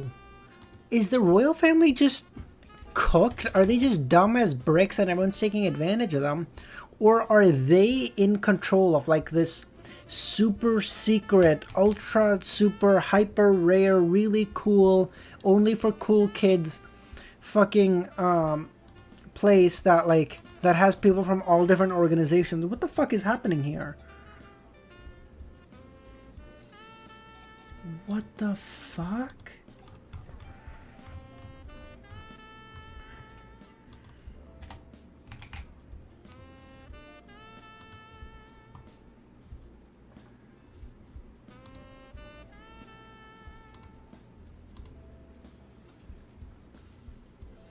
And Kilgore? Oh, okay, yeah.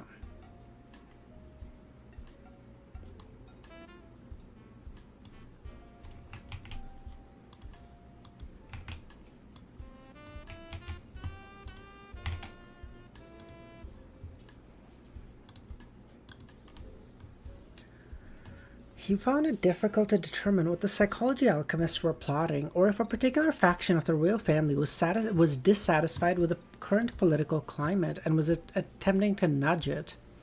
The psychology alchemists aren't like what I imagined, being focused on academics and exploration of ancient ruins. Do all secret organizations attempt to grasp power at a certain point to influence the world? An anchor's requirement? I wonder if Hovin's what do you think is happening?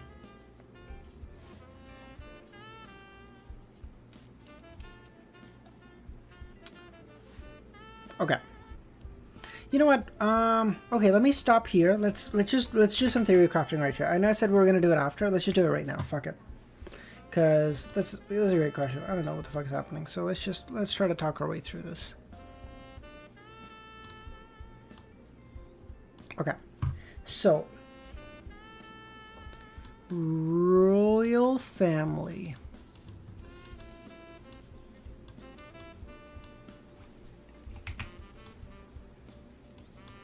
Kilgore,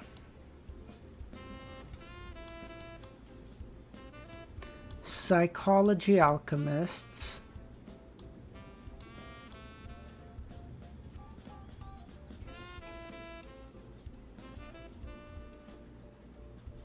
who's the king of the five? Nast, king of the five seas.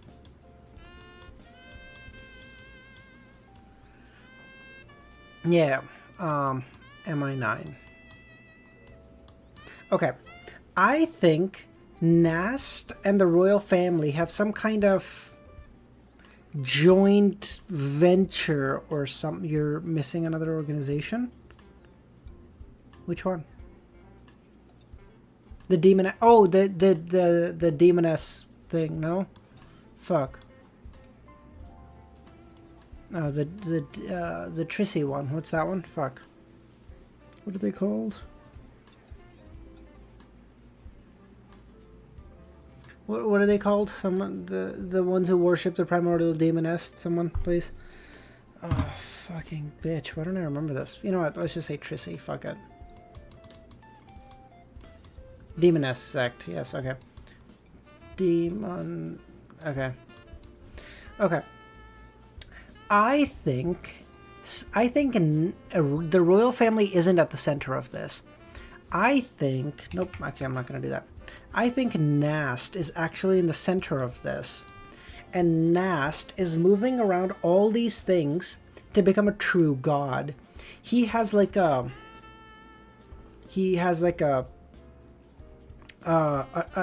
deal with all these different organizations to say, hey, listen, if you guys can help me become a true god, if you can help me become the sequence 0 of the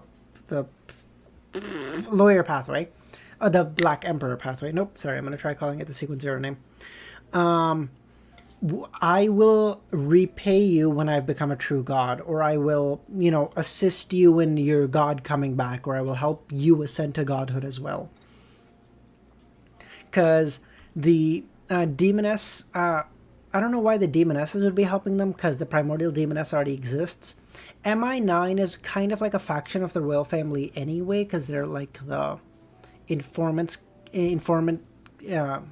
information gathering wing of the royal family. They're like an extension of them. I would assume they listen to them. The psychology alchemists hasn't controlled probably the spectator pathway. We don't know if there's a sequence 0 of that pathway, because ever since Onkvalt died, we don't know of anyone heading that pathway. So I think Nast is probably like, hey, listen, homies, you do me a favor right now. You all organize your shit. Help me build. Wes, how's it going, man? You help me build my. You help me build the mausoleums and get the people I need to sacrifice, and then let me ascend to a true god.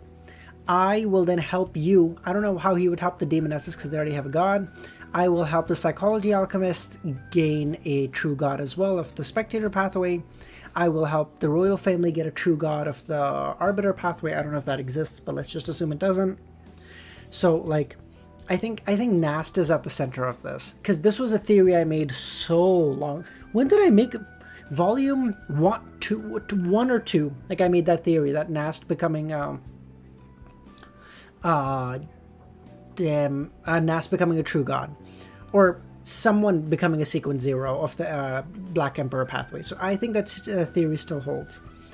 As for the ATT theory, since I'm already here, let's just do this. For anyone who's just joined and is wondering what the fuck ATT is, that is the Amon toilet theory. I had a theory about Amon while I was on the toilet, hence the Amon toilet theory. It was christened. Wait, sequence is. I think he's a sequence 1. We know this, right, guy? Do we know this? Am I just making this up? Is this head canon, or is this canon? I feel like he's a sequence 1. I think I know that. By the way, how straight is that fucking line? It looks like I drew it. It looks like I had a thing. I drew it with a line tool, but I didn't. I know, but we don't know. We don't know? This is just headcanon? Really? I thought this was what? Feels like we don't know for what? Is this actually just headcanon? Am I fucking gaslighting myself? Hold on. Let's just control F for Nast really quickly. I'm just curious. Nast, okay. Ever since Nast became the king of the 5 seasons and the rules, that's fine. I think Nast can to. Oh, okay. This is why. This is why. Kidnapping mentioned by Alder and possibly Captain's kidnapping. Klein. I think Nast is that person. Oh, yeah. So okay. So I don't. This is just headcanon. Okay, never mind. Yeah, you guys are right. Nast is the king of the 5 seas, claims to be a descendant of the Solomon Empires, high sequence beyond of the lawyer pathway, as a ghost ship. Okay, yeah. So this is just headcanon, but I'm basing it off of a lot of previous stuff. Okay. I just assumed, yes. Okay. So my ATT was, so the Amon family. Now that we know that Amon can basically become people, he can steal their fates. I was thinking about how the Amon family is the only one that doesn't have any lore. Like the Amon family is like, no, Wes, it comes out in like 24 hours. The Amon family is the only one that doesn't have any lore. You know, they're just like, the Amon family has been lost to time. So I was thinking, what if, okay, here it is. What if Amon was the progenitor of the family? Am I using the right word? What is progenitor? Progenitor, a thing, a person or thing which comes from a person is descendant. Yeah, okay, it's a, yeah, okay, I'm using this word correctly. So he was the progenitor of the family. Like Amon had 2 kids, they then had 2 kids, they then had 2 kids, and then it kept going, right? And then eventually there was like a whole ass, there's a whole ass fucking family. And then Amon at some point realized that like there being so many people of his pathway was like declining his power in some sense or something, you know? What if they're, you know what I mean? Like what if it was just decline, like, because characteristics, the law of characteristics conservation or whatever the fuck, right? Like how there's more of a lower sequence one, there can't be as many of the higher sequence ones. So like what if they're like siphoning his power and he's like, I've become weaker because of these fools. So he steals the fate of his entire family and he's like, never mind, I am all of them. I am Amon. Yeah, Amon is literally shitting out kids. Exactly. Right? So, and then Amon usurps his entire family. He like steals all of their fates. He becomes them, so to speak. And then that way, there's no lore about the Amon family because there's no information leakage. Because lore comes from information leakage when like a person does a thing and then they like brag about it to other people or other people are there to view it and then they talk about it. But if Amon is doing things, he kills anyone who's there. He's like, oh yes, I did a really cool thing. I killed a demigod. You're dead too, motherfucker. Everyone who watched is dead, right? Amon cleaning up his own shit. Yeah, exactly. Like he just wiped the slate clean, and now it's like, okay, now there's no lore on the Amon family. What happened? I don't know. There's a family of Amon, and we don't know shit about them. Like they exist, they're powerful, they'll kill demigods occasionally, but like that shit's crazy, bro.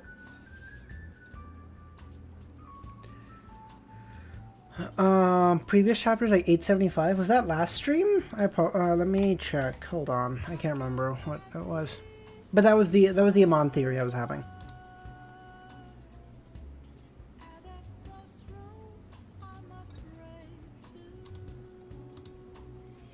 Uh, 875. Where was that? 875. Where was that?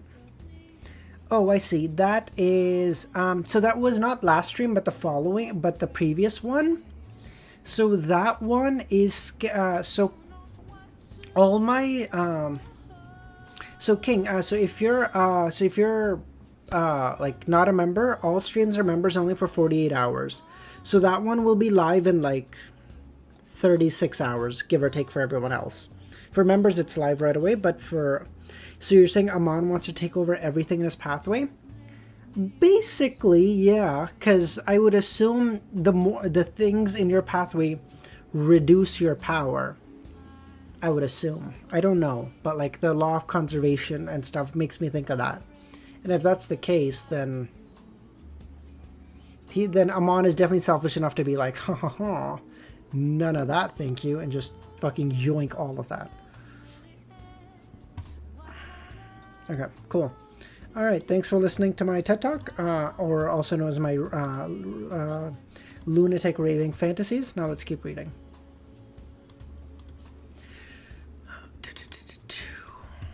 It's not unusual to be loved by anyone. So taking back the characteristic he lost when he made kids? Yeah, oh, yes, Romero. Yes, exactly. ATT talk, call that ATTT.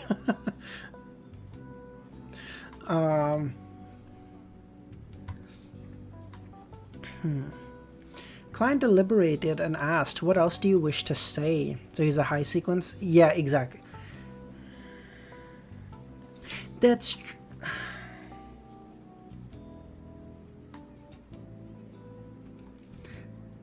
but I would imagine, Romero, he gets to choose how much to pass on, not whether to pass it on at all. I would assume a part of it has to go to the kid.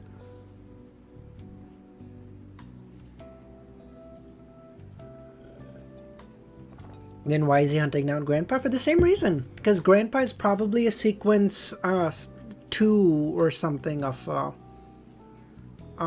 sequence 2 of the Marauder pathway. No, he cannot pass it on? Oh, okay. Really? Oh, okay. No, okay. Now at high sequence you can choose not to? Oh, okay, cool. I recalled it saying that at high sequencers you can choose how much to pass on. I didn't know that it meant that you can just choose not to pass it at all. Okay. A username. I do not have a bad memory. You can go look up the phrasing of what was said. What I'm remembering is right. You guys might be right in knowledge, but like in recall, I'm right.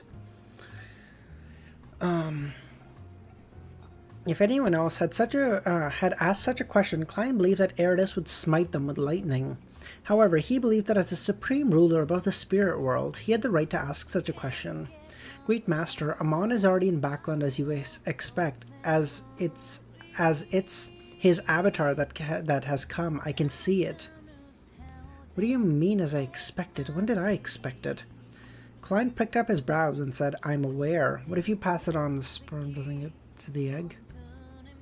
You forgot about Jack?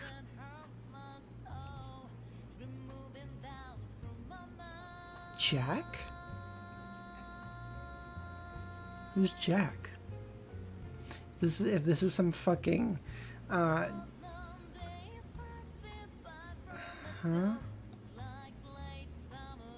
Oh, Jack from there. Oh, I see. Okay. Oh, I remember Jack now. Oh, this fucking 400 chapter ago. Fucking kill me.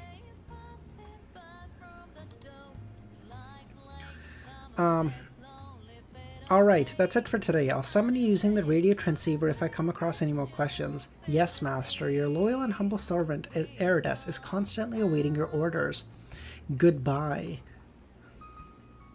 The mirror surface depicted an emoticon waving a handkerchief. No, I've just decided to lean into it at this point, Merlin. You should have been at the last stream. We're making jokes. I don't even care anymore.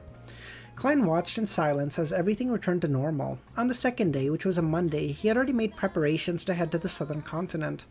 Apart from his luggage, which contained 2 sets of clothes, 500 pounds, and some miscellaneous clothing that was meant for show, he threw the remaining 12,125 pounds and 87 gold coins above the great fog.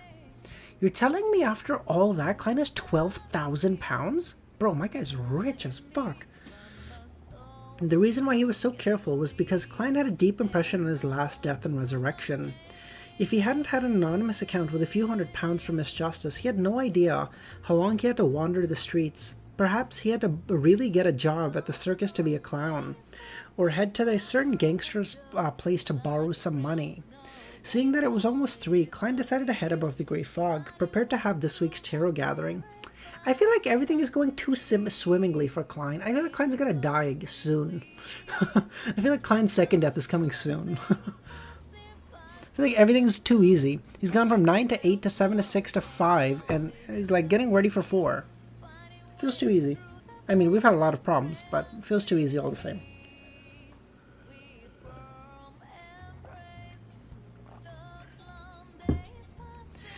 Seeing that it was almost 3, Klein headed above the grey fog, prepared to have this week's tarot gathering.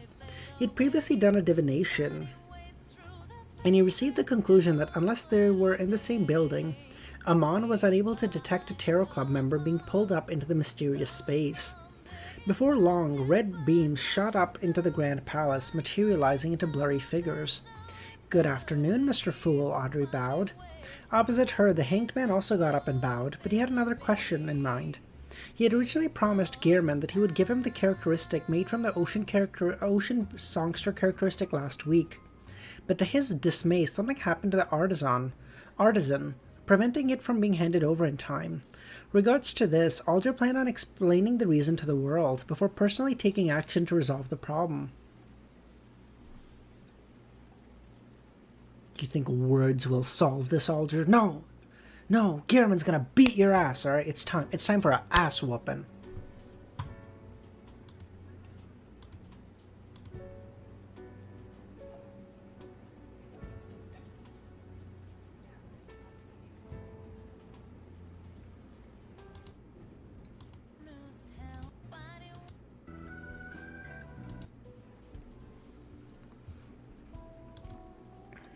Okay.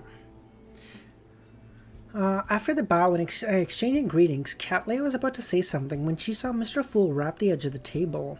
This dull knocking made all the tarot members tense up. They had no idea what the Fool was about to say. The Fool surveyed the area and said with a smile, Amon has recently arrived in Backland, an avatar. The blasphemer Amon? Derek instantly felt his unpleasant memories become invoked. Be it parasitizing the former captain, asking, "Are you looking for me?" or coiling his spirit body like a snake, Amon with his pointed hat was a nightmare Derek couldn't shirk from. Bro, all my homies hate Amon if nothing else for giving my boy Derek nightmares. How fucking dare he? Mr. Loki, how's it going? Bro, he gave my boy Derek nightmares? Fuck that guy. Immediately. Unhinged, how's it going, man? Amon has headed to Backland where Miss Justice and Miss Magician are? Indeed, when a revolution is about to happen or is descending, the waves of time come flooding in. Alder's eyes narrowed as he recalled what Vice Admiral Hurricane Kilongos had once told him. Catleya's thoughts were similar to his. As the Kings of Angels had reappeared in the northern continent, he could catch a whiff of the unease. A phrase surfaced in her mind, the changing of an epoch. Could it be that Klein becoming like a sequence 1 or something is gonna spell out the start of the 6th epoch or something? Nobody is allowed to touch the little sun. Exactly, Luvion. Amon, the angel of time, an ancient king of angels. Audrey trembled in concern. She glanced at Miss Magician and Mr. Moon, who wore a blank look and horrified, as they couldn't help but frown. Mr. Fool, is there any way I can inform the church of this? 890. Ignore him. You know what they say about bullies? Ignore him. No, wait, that can't be right. That's how you get your ass beat. Never mind.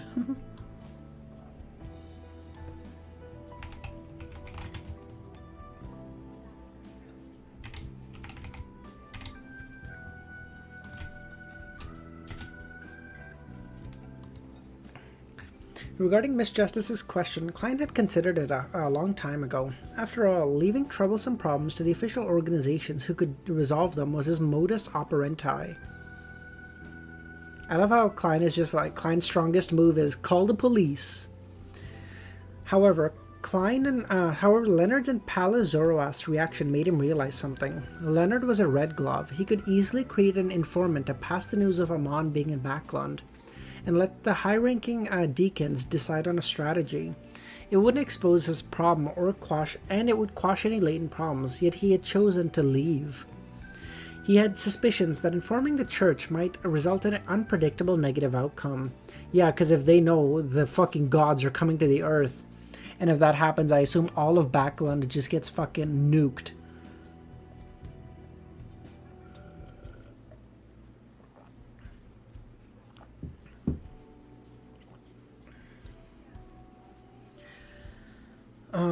Therefore, the angel of the Marauder pathway in Leonard's body had denied this choice of action, and he was one of the existences who knew the various beyonder powers that Amon possessed.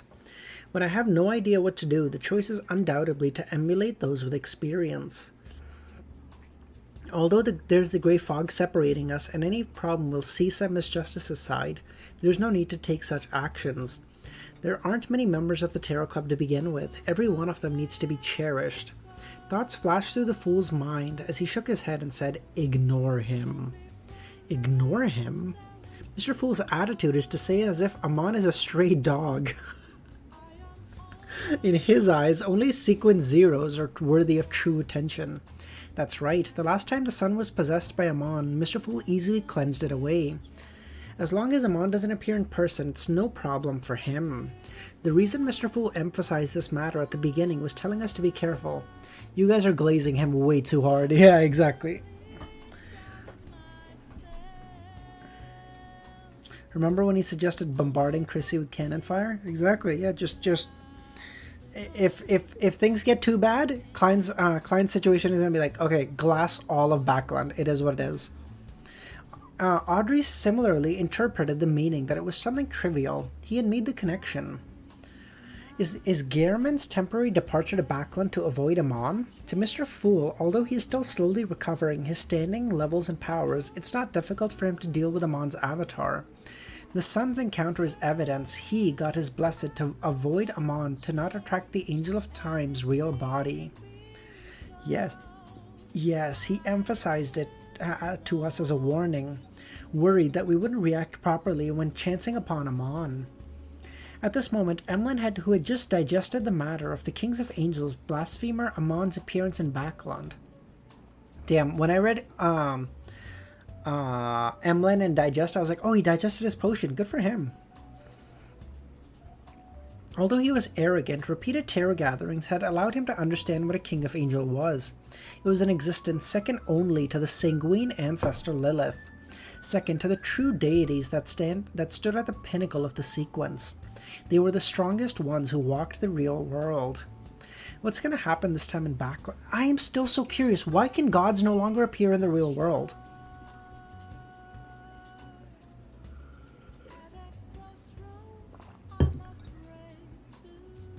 Oh my god. I had a theory. I just had a theory. Oh my god. We're talking about this. Fuck reading. Holy shit.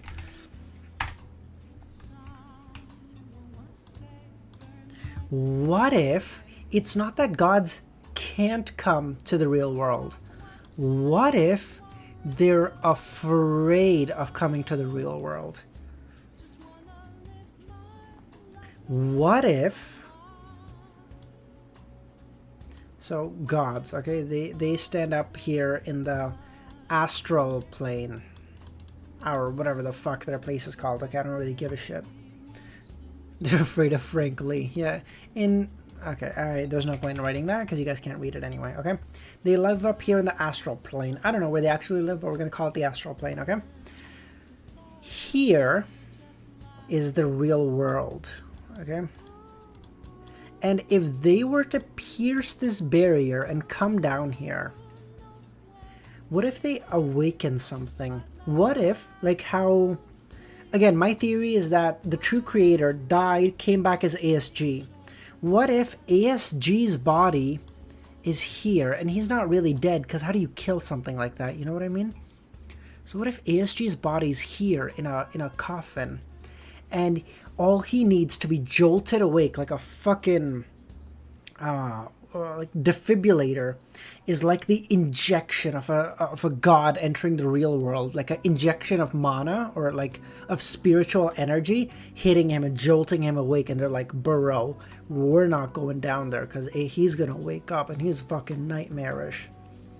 What if he's like what if ASG is like in a state of like coma, basically, like he's not dead, but he ain't coming to life unless something really jolts him awake, you know? And the gods are like, bro, I ain't doing that shit. That motherfucker's crazy, you know? Last time he came by, he killed like 7 of us. We ain't taking that fucking chance. So, what if what if they're just afraid of coming down because they're gonna fucking jolt him awake?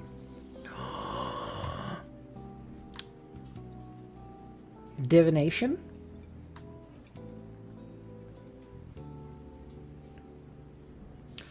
I mean, the true creator tried to descend 2 times at this point, so why wouldn't he be afraid? Oh, I guess the assumption is the true creator is... Yeah, but what if the true creator is just out of his mind, stark raving fucking mad, you know? What if the true creator is just out of his fucking mind and couldn't care less about the risk? Is like, if you try to explain to someone who's like 75 IQ the risks of gambling, and they're like, the roulette wheels goes, they're like, fuck the risk, baby, we chillin'. You know, like what if the true creator is just stark raving out of his fucking mind mad? Also, the primordial demoness attempted to descend through Trissy. True. Because the true creator ain't a pussy.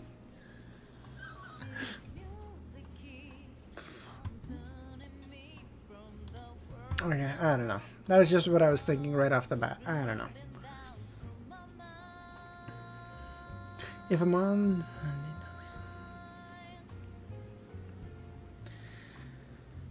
What's gonna happen this time in Backland? When the time comes, there will definitely be people dead, wounded, or the sick everywhere. I'll become busy because of the father again. Emlyn recalled his life after the Great Smog of Backland as he showed signs of fear that such matters would happen again. Yes, Merlin, it was. Fours also felt that the problem was significant. This was because if the Angel of Time Amon really wanted to do something, it was very likely that he could inflict damage on a large scale. This was something that she could ave by hiding at home.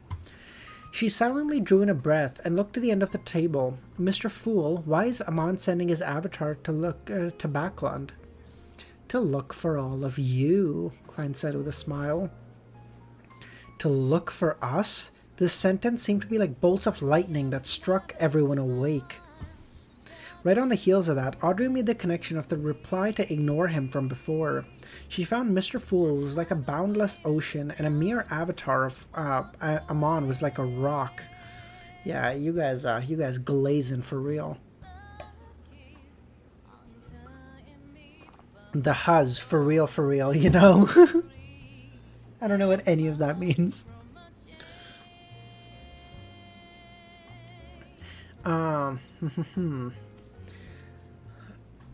Although Amon's avatar came to find us, Mr. Fool has said to ignore him, so there's no need to bother about him.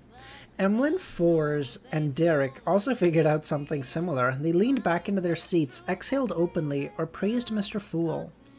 Cattleya hadn't joined when Amon possessed the sun, and she had only learned of it during the subsequent discussions. And therefore, she knew little and didn't have a deep thought about it. She just felt worried over the situation where Amon, a king of angel, was seeking out the Tarot Club members. Why would a king of angel target Tarot Club? Target the Tarot Club? He likely discovered our organization from the sun. What goal does he have, and why is he so confident? Why is he targeting Mr. Fool? But Mr. Fool said to ignore him. Does that mean that under normal circumstances, Amon is unable to tell who a Tarot Club member is? With Kings of Angels appearing, is the fifth epoch coming to an end?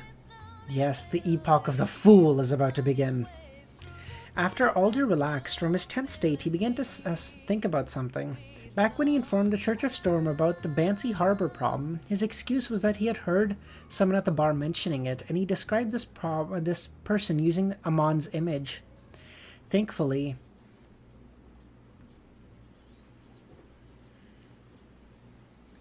even if the church were to encounter Amon, with the way things are handled, they wouldn't be able to verify this matter. And regardless of Amon's appearance, regardless of Amon's performance, or because of his identity, they would definitely find him extremely suspicious and place weight on the suspicion. Alder wasn't worried that he would randomly expose himself for the trivial problem. He only believed that it was best that he should be careful and not randomly use high-sequence Beyonders, especially angels and above as scapegoats. Unhinged, there's 2 minutes left in today for me, so no. Hence, he warned himself. Although not every high-ranking member is at the demigod level of any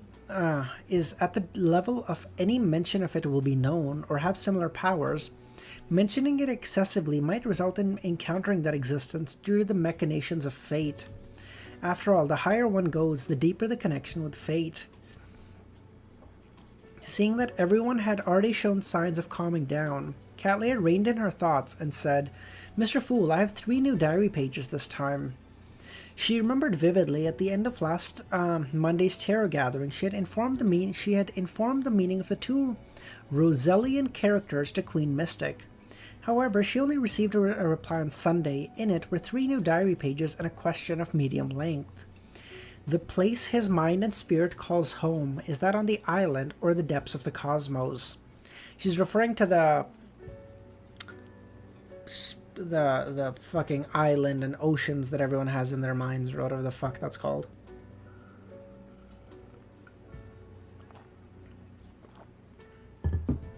Wait, is Queen Mystic implying that Roselle's mind might still exist in the Sea of Collective Subconscious? Could Klein and Time get...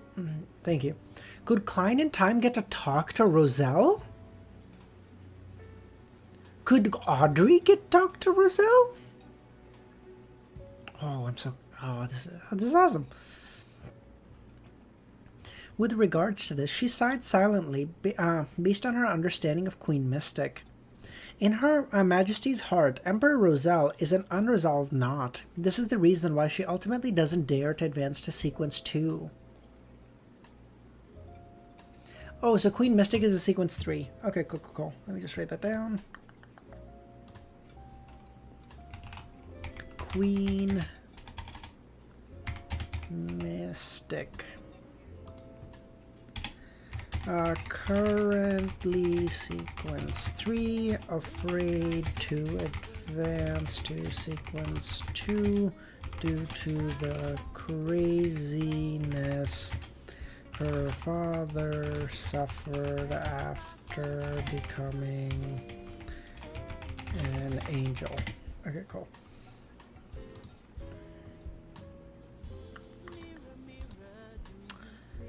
Dr. Z, how's it going? I hate to say it, Dr. Z, but it is on screen. How you doing? Yeah.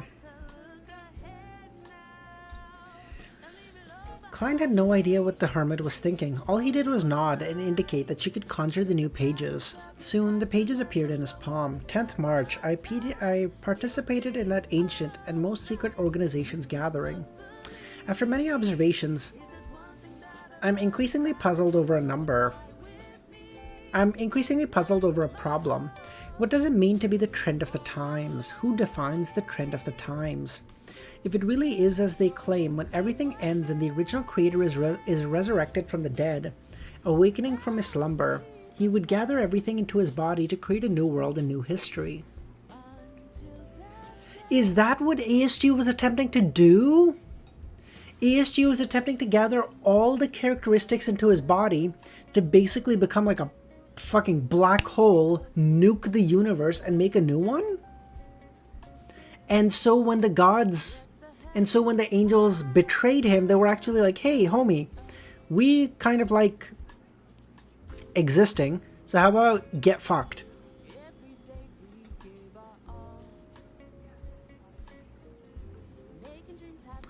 That might work. Why would bro do that? I don't know, bro. I'm not the omniscient, omnipotent creator of the universe. How the fuck would I know, Ramiro?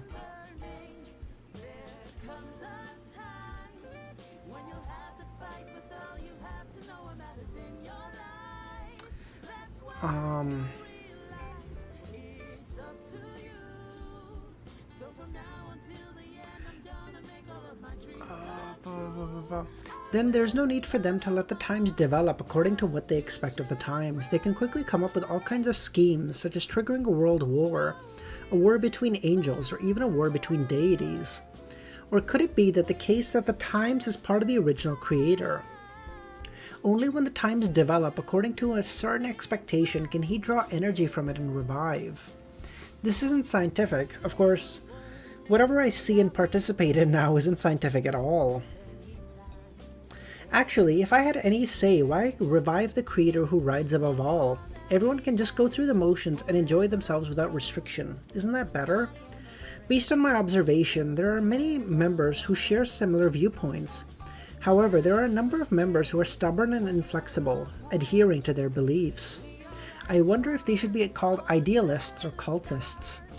What I can't see through is that the mysterious leader, old Mr. Hermes, told me that this organization began with him. No, him, the capital H him. It was organized with people who shared his beliefs and goals. However, he seldom expresses his thoughts, never stopping many of the members who use the organization for their own purposes. At times, I even forget his existence. He seems to enjoy sitting there, silently watching everyone converse. It kind of feels like the Fool, no? But on one matter, I mean, I know in this case we're assuming he is Adam, but I'm so curious. I'm still trying to think of stuff, okay? Don't judge me. But on one matter, I witnessed his might. A high sequence beyonder who had gone against their so-called trend of the times was put forth by him. In 30 seconds, the person became a target of elimination, and I believe that poor fellow wouldn't survive past the summer. Who is he? Some ancient god that survived the second epoch? Roselle had used 2 question marks at the end of the sentence to express his strong doubts. This was something he seldom did, hence Klein suspected this was the reason why Bernadette had chosen this entry. Okay, last chapter, and then we're gonna call it a night, okay?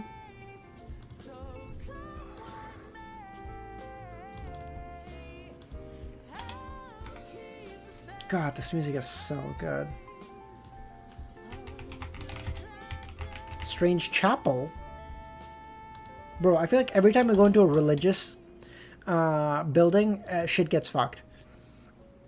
Yes, username. I will check. What did you send me?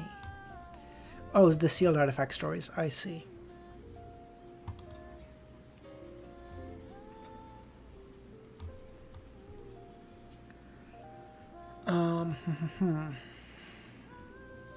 The mysterious leader of the Twilight Hermit Order enjoys sitting there, silently watching everyone converse. Once he wishes for something to be done, it can quickly reach a consensus. This really matches the characteristics of the spectator pathway. I'm increasingly convinced that he is Amon's brother, Adam. In his later years, the Emperor learned plenty of secrets from Mr. Door and was probably able to come up with some similar conclusions. 11th March.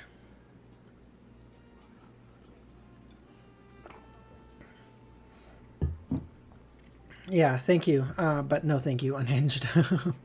The more I recall what happened yesterday, the more afraid I am of him. A demigod existence had his fate decided with a few words. He didn't even have the chance to express his disapproval. And the makeup of the ancient secret organization convinces me that apart from dealing with the 7 Orthodox churches, there is nothing that they can't do, even the toppling of a nation.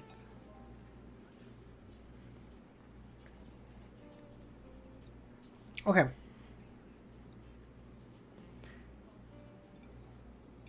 Maybe all of these factions coming together is actually this thing, is actually Twilight Hermit Order. In the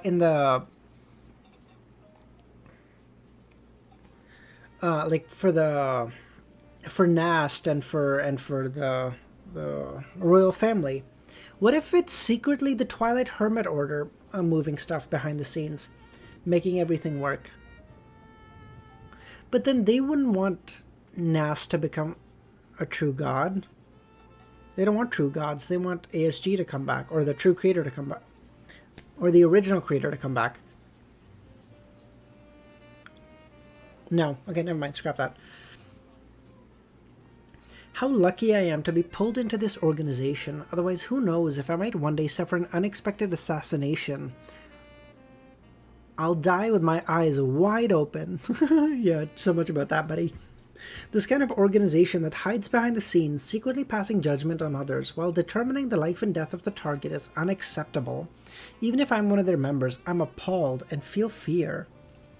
This world is so much more dangerous than Earth. Perhaps just being born with relatively high spirituality, randomly flipping through an ancient tome, sitting naturally on a ship doing business, taking in the beauty, entering some castle because of one's love of traveling, being awoken by the fighting next door in the middle of the night, or creating something that's of meaning. These would be enough to cause one to die a baffling death. And this is one of the reasons that drives me to improve myself, to advance, to gain the ability to determine my own fate. I can definitely succeed. I am the protagonist of this era. Yeah, you fucking died, homie. Doubt it. 2nd March, I feel there's a need to seek out some material regarding the 4th epoch, 3rd epoch, and even the 2nd. The experience that came from joining that ancient organization tells me that there might be countless secrets hidden there, the kind that will influence the direction of an epoch. Unfortunately, such information is astonishingly rare. They're either kept by the church or have been destroyed. I believe that I'm unlikely to gain much by simply relying on my subordinates. The best method is to raise my sequence, allowing me a higher status and better power and more power in the church. From this diary page, it's obvious that the Emperor's act of reestablishing contact with Mr. Door happened long after he joined the Twilight Hermit Order. Maybe he was already a high sequence beyonder, otherwise there was no way he could withstand his ravings.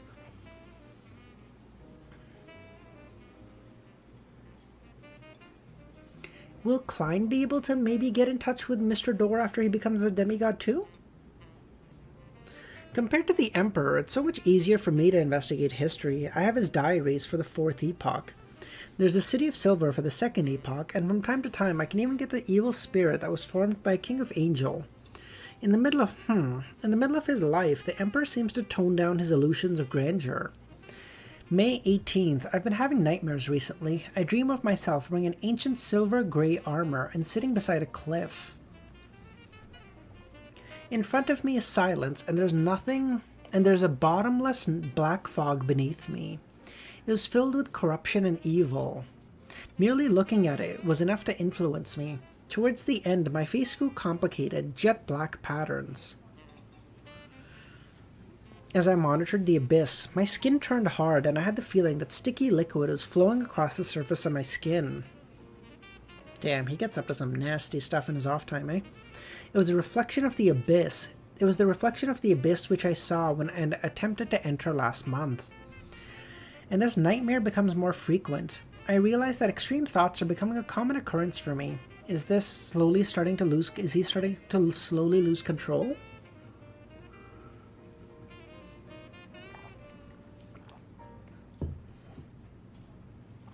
Occasionally, the anger from being beaten up might lead me to hoping to rip apart the limbs of my target. Also, dark red lumps are growing on my back and my body temperature is gradually decreasing. Is this a form of corruption from the abyss? I have to think of a way to confirm and resolve it. For the time being, I can't get the church to help, otherwise I'll have to divulge the existence of that primitive island and that abyss.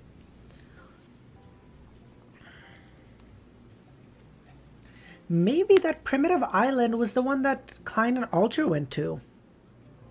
'Cause primitive island, we think the Twilight Hermit Order would have something to do with it. Maybe Roselle went there and that's how he became a member of the Twilight Hermit Order?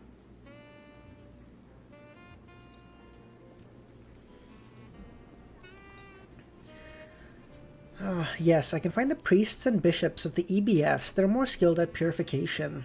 May 19th, through some connections, I received some secret treatment. My entire being feels much better and more relaxed, and the anomalies that happened to me before have become better. Amidst my joy, I thought of a problem. I had only explored the periphery of the abyss without making contact with any high-level devils. I even had an object from the Black King that could resist corruption, yet I was affected to this degree. Those criminal pathway beyonders would make sacrifices to high-level devils from time to time. The corruption they must suffer must be unimaginable. Over time, it's probably untreatable, and they can only be cleansed, both body and aura. Likewise, high-sequence beyonders, especially angels, should be able to exert influence on low and mid-sequence beyonders of the same pathway. And due to the difference in level, there are corresponding limitations on distance. When one becomes a true god, there's a high possibility you can communicate across the whole world without any obstructions. This begs the question, am I being influenced to a degree by the god of craftsmanship? No. Should I say the god of steam and machinery? This is scary. It appears that only by becoming a demigod will I be able to escape this influence. Thankfully, since the 5th epoch, there haven't been any examples of true gods leaving the astral world to descend upon the land. Likewise, pathways without true gods don't have such problems. May 20th, after a period of being dispirited, I have returned to the social scene. Fuck those bastards who have been mocking me, saying that the reason for me not coming recently has to do with me having too much fun and turning weak. Just because my dark eye circles have become more obvious because of my nightmare-induced because of my nightmare-induced poor sleep quality, I want to let them know what it means by the difference in one's talent. I wonder what an angel's influence is on a lower mid-sequence beyonder.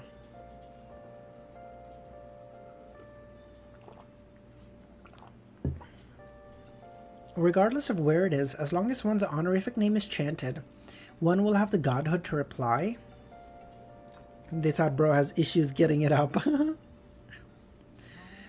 When meeting each other, is it the direct acquisition and erosion of one's characteristic? If all this is possible, it's equivalent to a mini-deity. No wonder that angels in the 2nd epoch are called subsidiary gods. Klein flipped to the last diary page. Oh, I know there's gonna be some bullshit here.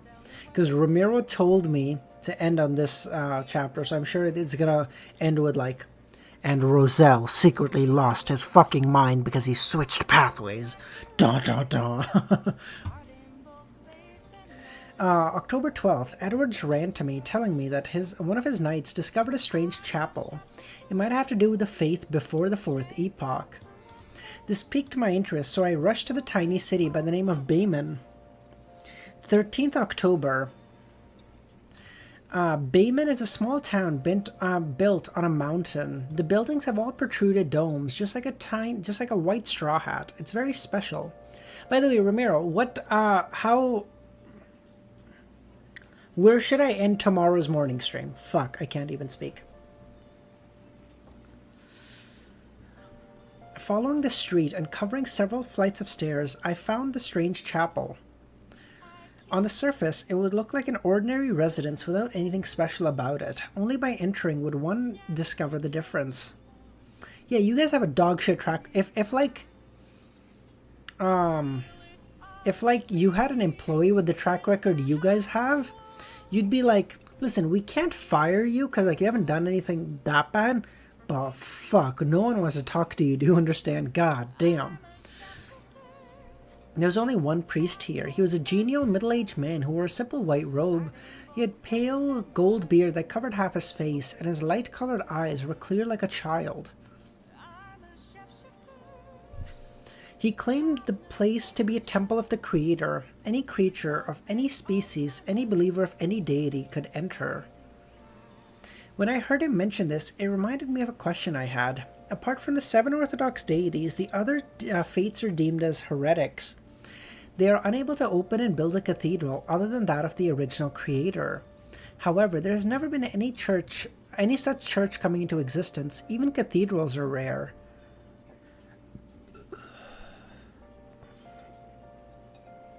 Yeah, we were just improving the reading experiences. Yeah. This is the Mussolini made the trains run on time argument. In front of the chapel was a simple I don't know what that word is. In it was a man carrying a cross. This was likely the divine image of the so-called Creator, the man carrying a cross. I sat in the front pew and idly chatted with the priest. He told me many stories. He said that when humans were born, the ones who ruled the skies, land, seas were all kinds of crazy, bloodthirsty monsters. We'll go through it in DM, yeah? Oh, sounds good. Thank you, Romero. They said they were the origins of the later species, dragons, giants, and elves. These monsters freely indulged in their desires, occupying all kinds of space. It appeared that it wouldn't take long before they destroyed the world. At this moment, it was the Creator who had awoken. He retrieved the special traits and powers that they had been blessed with and bestowed it to humans. After that, he returned to his slumber. When madness, cruelty, greed, indulgence, and coldness drowns the land once again, he will awaken and retrieve everything. So this seems like another version of the creation myth. No, not the creation myth. This seems like the story of ASG. Like, you know, dragons, elves, giants, they were evil. Yeah, they were doing all kinds of bad shit. And ASG said, nah, my homie humans, I got you, little bro. And then he came and killed them all and bestowed the powers upon humans because he was a kind fellow. You know, like some actual proper heretic bullshit. Heretic bullshit. As we spoke, the priest held the hanging cross by his chest and prayed. Such a myth is different from the church's canon. There are many interesting parts worth noting. 15th October. I have been back in Trier for a day. Only then did I forget to ask the priest for his name.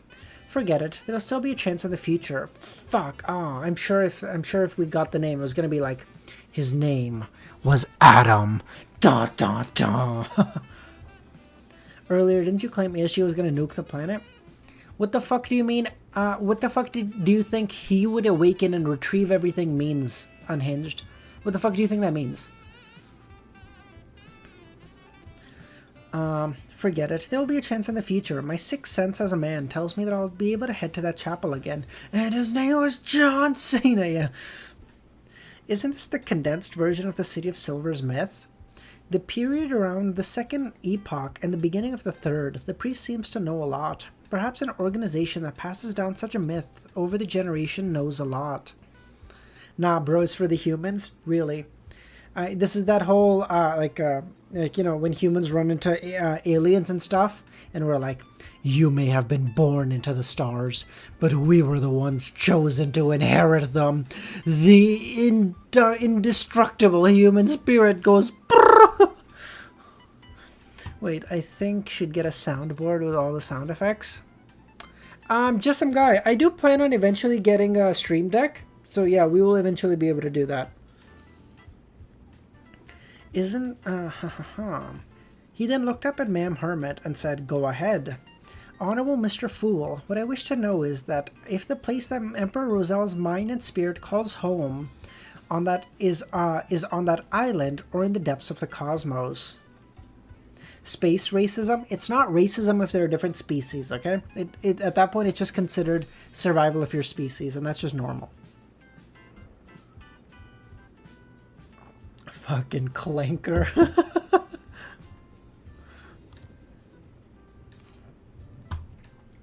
That island? That primitive island that caused Grimm to die? From the looks of it, the Emperor treated the island with such importance towards the end of his life. Even Queen Mystic Bernadette noticed it. What does deep in the cosmos mean? The astral world or some other planet? There are many things about the Emperor that transcend his era. So he's suspected by his daughter to be an alien? I feel like Klein is reading this wrong. I feel like my reading of this is better. It's the collective, it's a sea of collective subconscious. The islands and the ocean and the cosmos, the depths of the cosmos. Although it's a little ridiculous, it adheres to logic. After all, research has proven that this is a planet. The sun is a star, and apart from that is the endless universe, a galaxy with countless stars. How should I answer? I can't just tell her about transmigration, but it's not like I can't say anything. Klein pondered for a while before shaking his head with a smile. Neither of them. Bro thinks he's smarter than Klein? No, Khaled. I am smarter than Klein. I'd win. Think you're better than Klein? I am. Yeah, I'm narcissistic. I don't got any qualms with that. Fuck that. Why is that such a bad thing? Well, I'm a little bit of a narcissist. No problem. You know, I'm a little egotistical. I'm not denying that. I think it's important to do both, okay? I think it's important to have a bit of an ego, but also be able to laugh at yourself. I think it's okay to do both. Okay, let's read this. Let's read this. Okay, sealed artifact stories. Can I open this username? Bro thinks he's Donghua Leonard. Can I open this, or is this still spoilers? Okay. Medium's robe. Yeah, probably fine. Ramiro, should I send this to you before I open it? Because username is saying it's sus. And I don't like that. And I definitely don't think you're going to like it. New emoji? Oh, we can add this in the Discord. I can't add this in chat. It's not spoilers? Oh, okay. It's sus. Oh, it's sus in that. Oh, I see. Oh, sus in that sense. I see. Okay. Medium's robes. A pure black hooded robe with when the wearer's body temperature drops sharply and the heartbeat slows, allowing them to disguise themselves as an undead creature. Enhances spirit vision. Continuous wearing for over 3 hours will blur the wearer's perception of life and death. Asking a corpse about dinner menu. Permanently acquires undead weaknesses. Burns from sunlight. Mental dominance. Jesus Christ, that is cooked. Never wear this. Burns from sunlight if you wear this for 3 hours? Fuck that. Sealing artifact. Store in a gold-plated tin coffin exposed to direct sunlight for 1 hour at noon daily. Jesus Christ. This is a sequence 3. Sorry, this is a grade 3? No. Garbage. Garbage. Get that the fuck out away from me. Beast Talker headband. Dark velvet headband resembling long rabbit ears. The wearer can perceive the emotions of beasts and achieve mental synchronization with animals. Negative effects. Cumulative wear exceeding 6 hours will induce irreversible bestial transformations, typically starting with the vocal cords, teeth, or fingernails? God damn. The mutation continues to spread even after the headband is removed. So if you wear it for 6 hours, you're going to continue mutating even if you take it off. Cooked again. Store in a silver-plated lead box. The box must be coated with feline blood once a week. This is cooked.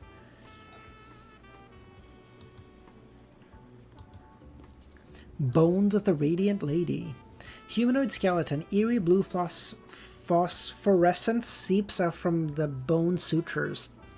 Continuously releases decay curse. Contact results in symptoms like bleeding gums and bone pain within 24 hours. This is a dog shit.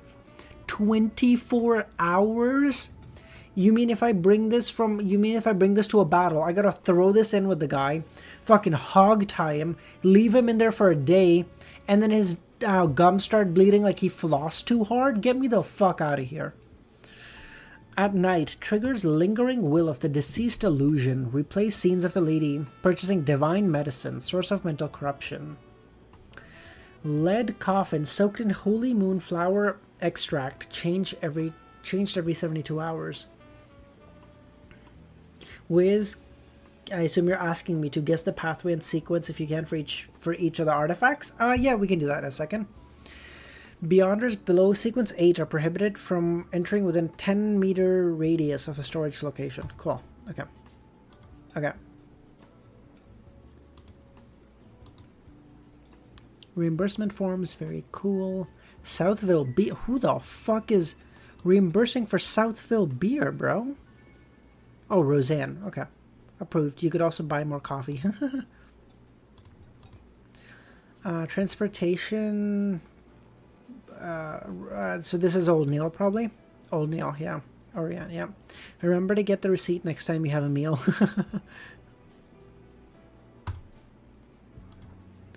Okay. This one. Medium's robe. Allowing for so this would probably be of the. Would it be of the death pathway? And then spirit medium is what I'm thinking. So, just based on the. Hold on. Spirit medium, sequence 7. That's what I'm thinking. Look at the sus off screen, then decide whether to show it. It's really fine. Spirit medium. This is what I'm thinking offhand. Let's do this really quickly, username, and then I'll have a look at the image you sent. Okay. This is what I'm thinking. I don't know if it's true, but that's what I'm thinking. Beast Talker's headband. So this I'm thinking Beast Tamer. That's sequence 8 Apothecary, I think, right? Yeah, Beast Tamer, sequence 8 Apothecary. That's what I'm thinking. This one is interesting. Decay curse. So something to do with curses.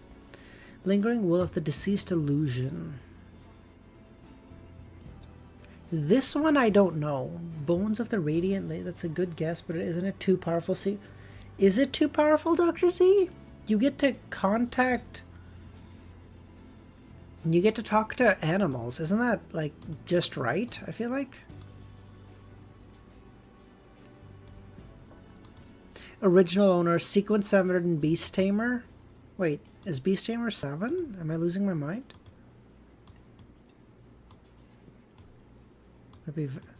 Bro, you can tell this is some AI shit. What the fuck do you mean sequence 7 Beast Tamer?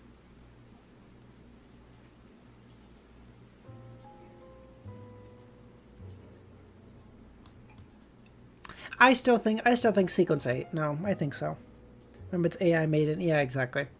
This one I don't know though. You guys can help me with this. I really don't know. Decay curse. What pathway is good with curses? No, it's not unhinged. Fuck you, dude. Close, but no. Close, but no cigar, motherfucker. What pathway is good with curses? No, no, no, no. Well, no. Well, maybe planter. I don't know. No, no, no, no, no, no. Maybe assassin's good with curses. I think sequence 5 druid like Frank because of the side effects. I think it's prisoner pathway werewolf. Oh, prisoner pathway is also good with curses, right? Oh, that's a good point. Dr. Z, you then it would be grade 2. Yes, that's what I was recalling. Because I was told that any grade 3 is from a low sequencer, so like 7, 8, or 9. Anything higher would be a grade 2 just because of its effects. So it can't be a sequence 6. So, okay, sequence 7 werewolf probably works.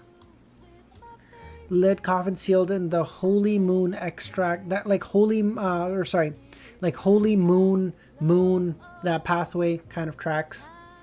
I would also suspect, yeah, right? So, yeah, no, I would suspect the prisoner pathway. You were right, Romero. Thank you.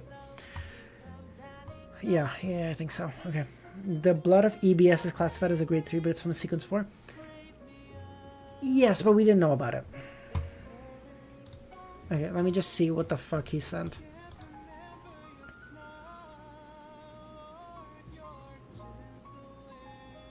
What the fuck did you send me, username? What the fuck is this? What is this? Why would you think I want to see this? Huh, get this away from me. Okay, we're done. Alright, never stated it was from a sequence 4. Yeah. Hey, don't blame me, blame Twitter.